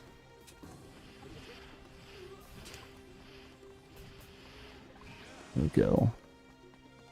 No, I need that. There we go. I did not want to lose my coin stuff.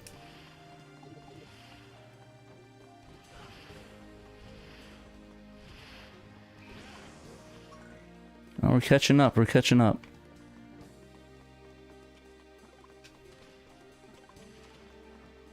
Oh shit.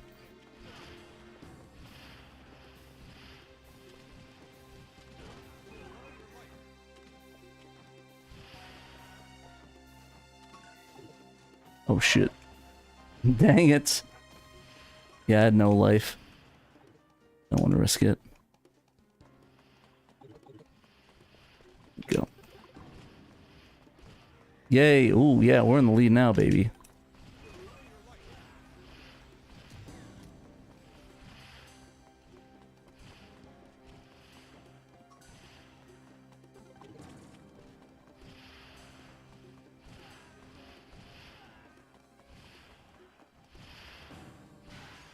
It's lagging a bit.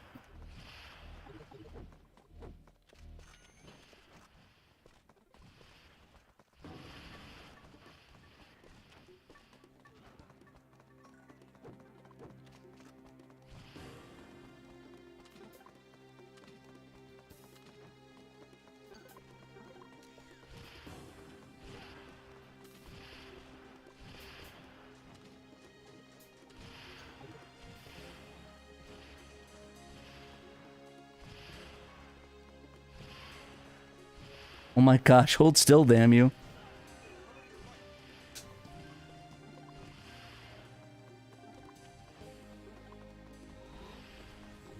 Oh my gosh, he ran right in front of me.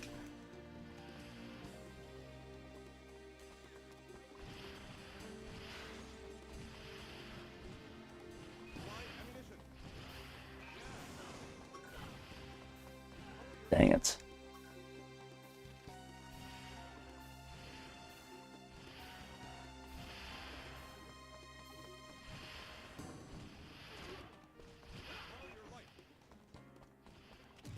Oh, crap. Okay, thank God he got me. I thought I just shot myself. I did not want to die on that one.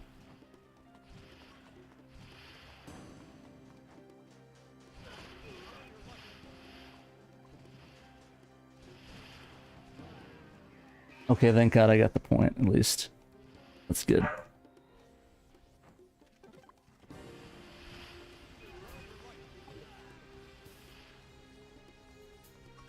Okay, that's not good. I don't want to tie. I need to get the win. I need to get the W. Wow, he just popped out and just shot me. Ah, oh, he won. Dang it. GG's. He got me. Yeah, no, that's why I really like this Neil one. This game's a lot of fun just to hop on and play towards the end of the stream. I'm gonna play a couple more and then I'll head out.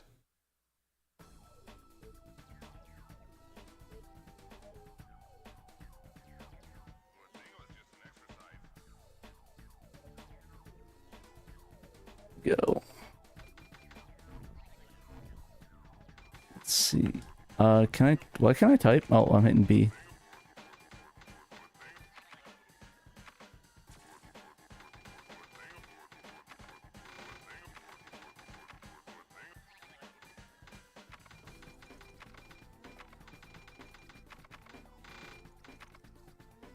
Oh dang it! I can finish my sentence.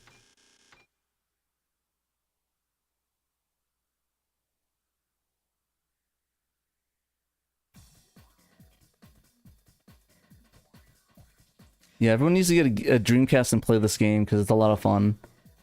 It doesn't require a lot of fixing. Okay.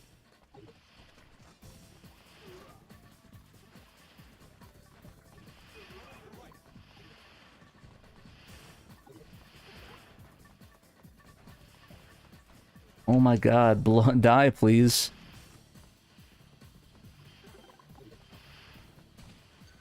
Ah, dang it.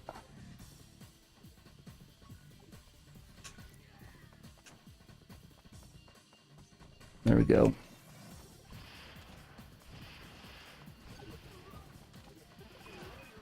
Oh, dang it. You just got me too good.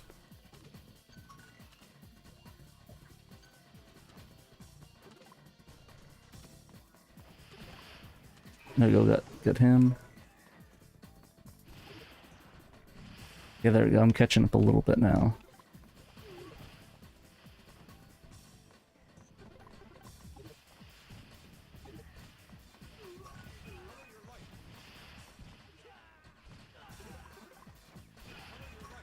Cool. There we go. I have like one slither of health. I'm gonna get one. I just need to get one shot and I'm dead.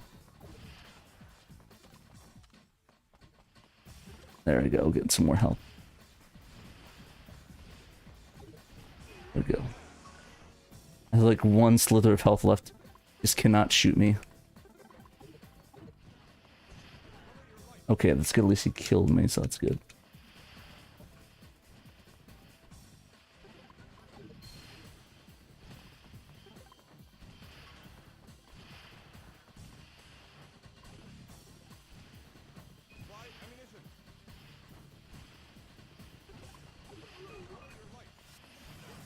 Fuck. Alright. Yeah, he's gonna be good. Okay.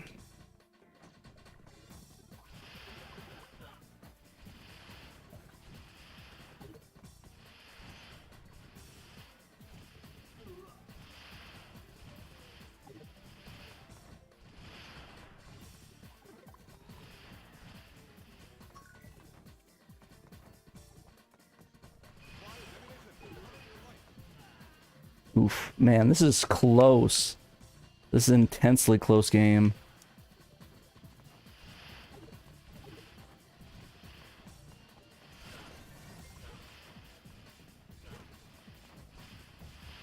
Oh my god.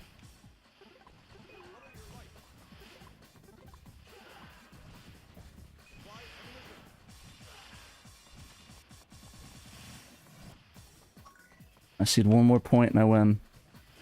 Oh, dang, yeah, he's got it. He's gonna get my coin and then win. Yeah, there we go. Oh, they're so close.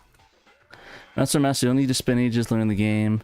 Yeah, no, it's pretty fast, it's pretty fast to play. Like, there's a lot of games like that, like Doom and Quake and stuff, but like, nowadays, it's like, those games are few and far between. It's just like, this is a cool pick up and go game, so I'm glad. Yeah, it was really close. It was literally anybody's game. Even who grabbed that, it would have been anybody's game. That was super duper close. I was checking some messages from people. Hold on.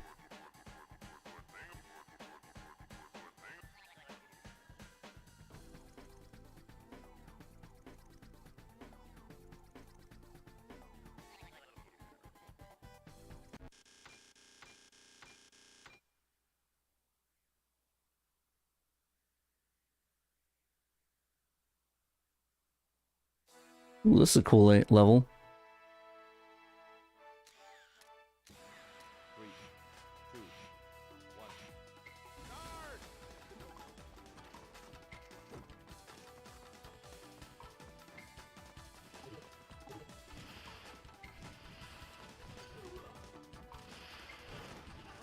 Dang it.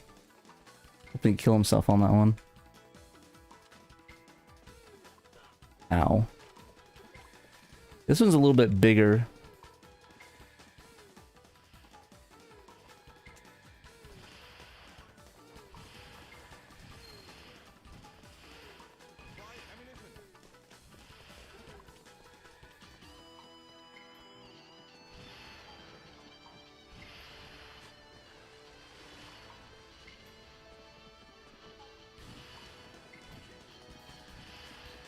There we go, finally. Oh gosh.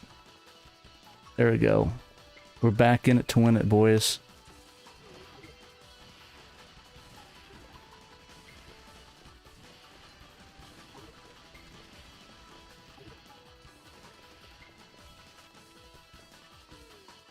Oh gosh, get away from that.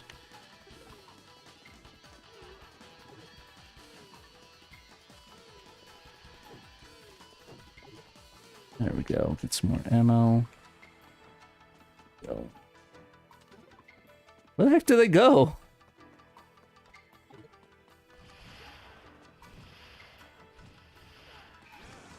There we go.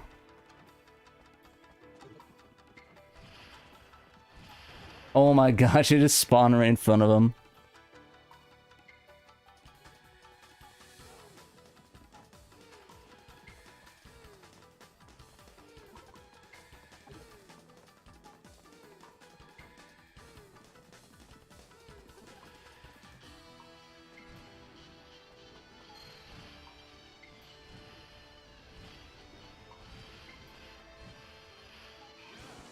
Sweet.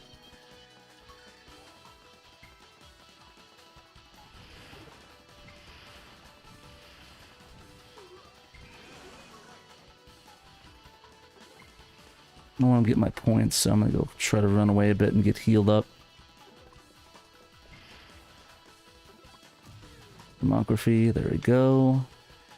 Yeah, this is valid strategy, just like wait until they kill themselves and then getting the points up.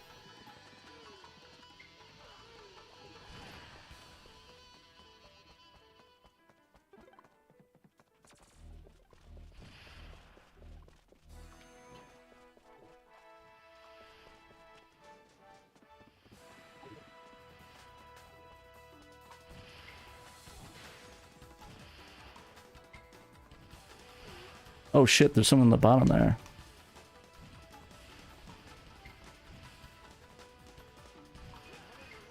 Oh, dang it. You got me good.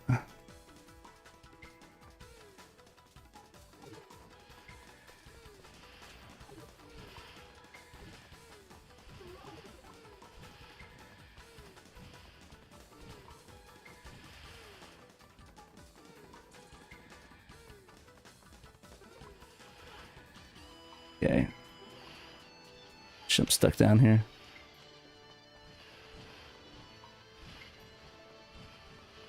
There we go. 14, there we go. Get a solid lead going on. Oh, they're ganking, coming after my ass.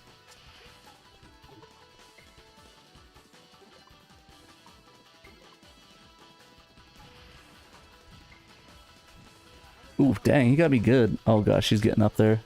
Yeah. This is gonna be close.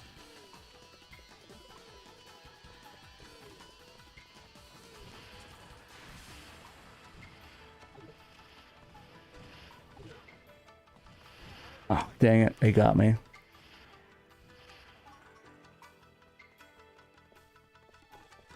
Even he's getting up there.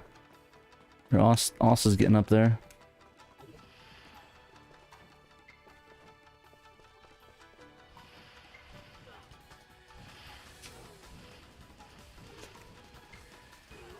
Ow.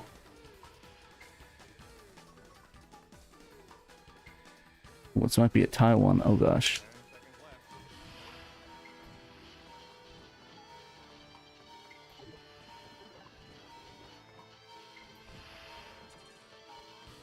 Sweet, we got it tied.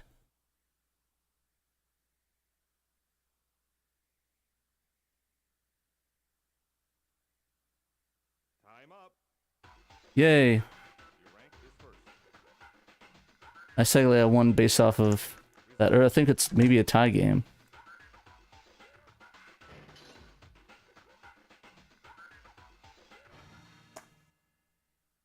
That was a good one. Holy crap!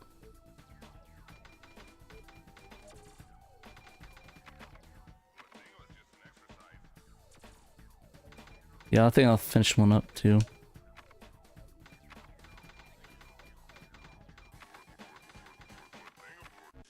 Yeah, we'll do one more with these guys. With this guy, it's a 2v2, and then we'll head out. But just figured I get some out trigger going. This is a fun game. 3, 2, 1. Go. Wish you could just default the first person.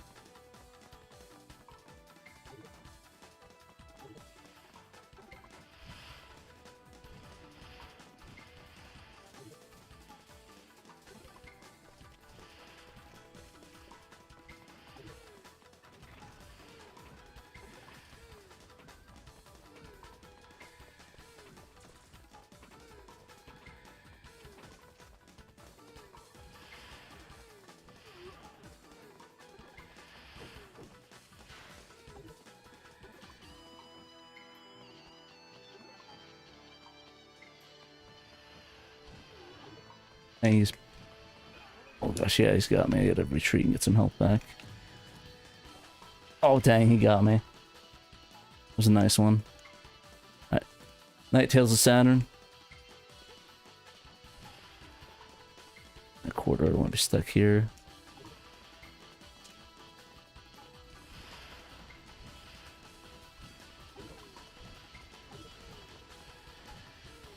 There we go.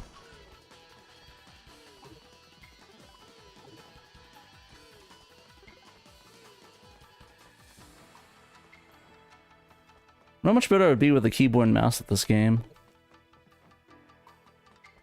Probably good getting like the thing for that.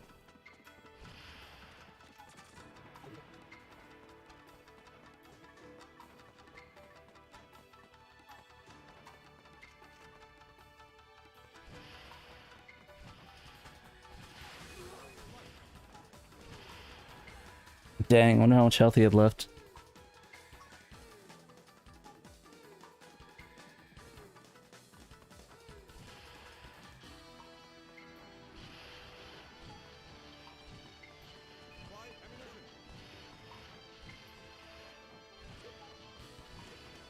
Oh gosh, I'm out of ammo.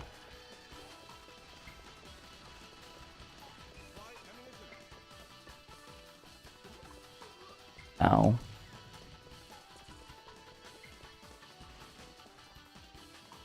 I'm bingling my ammo for that gun. Go. Oh, dang it, he got me good.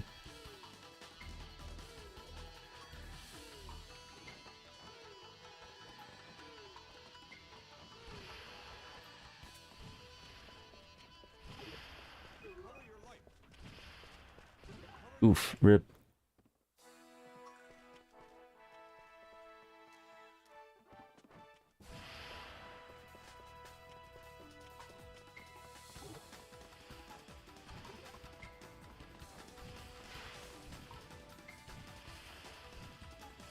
Oof, yeah, that's the only thing that sucks about that power-up.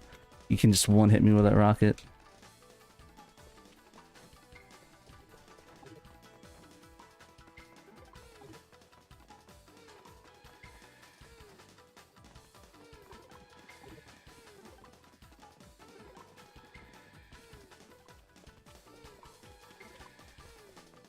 Where's that bro at? Is he hiding on me? Come on, don't hide on me, bro. Oh, there he is. Where's he at? Where he at?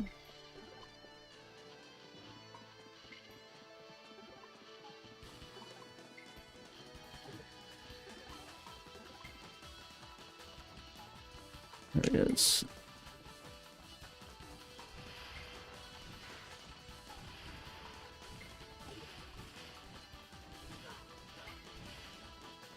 There we go, finally.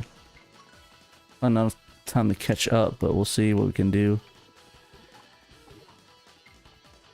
The armor, at least, yeah.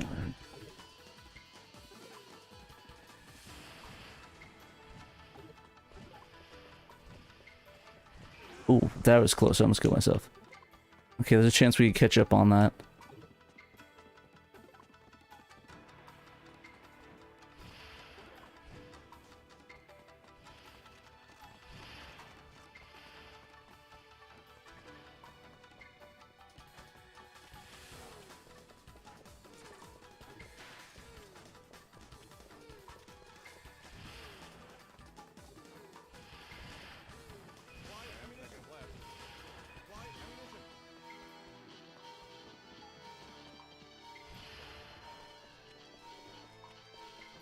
Dang, he got it. Time up. Your rank is second. That was close though. I could have caught if I just had one more. Just one more kill. Oh well, stale in my life.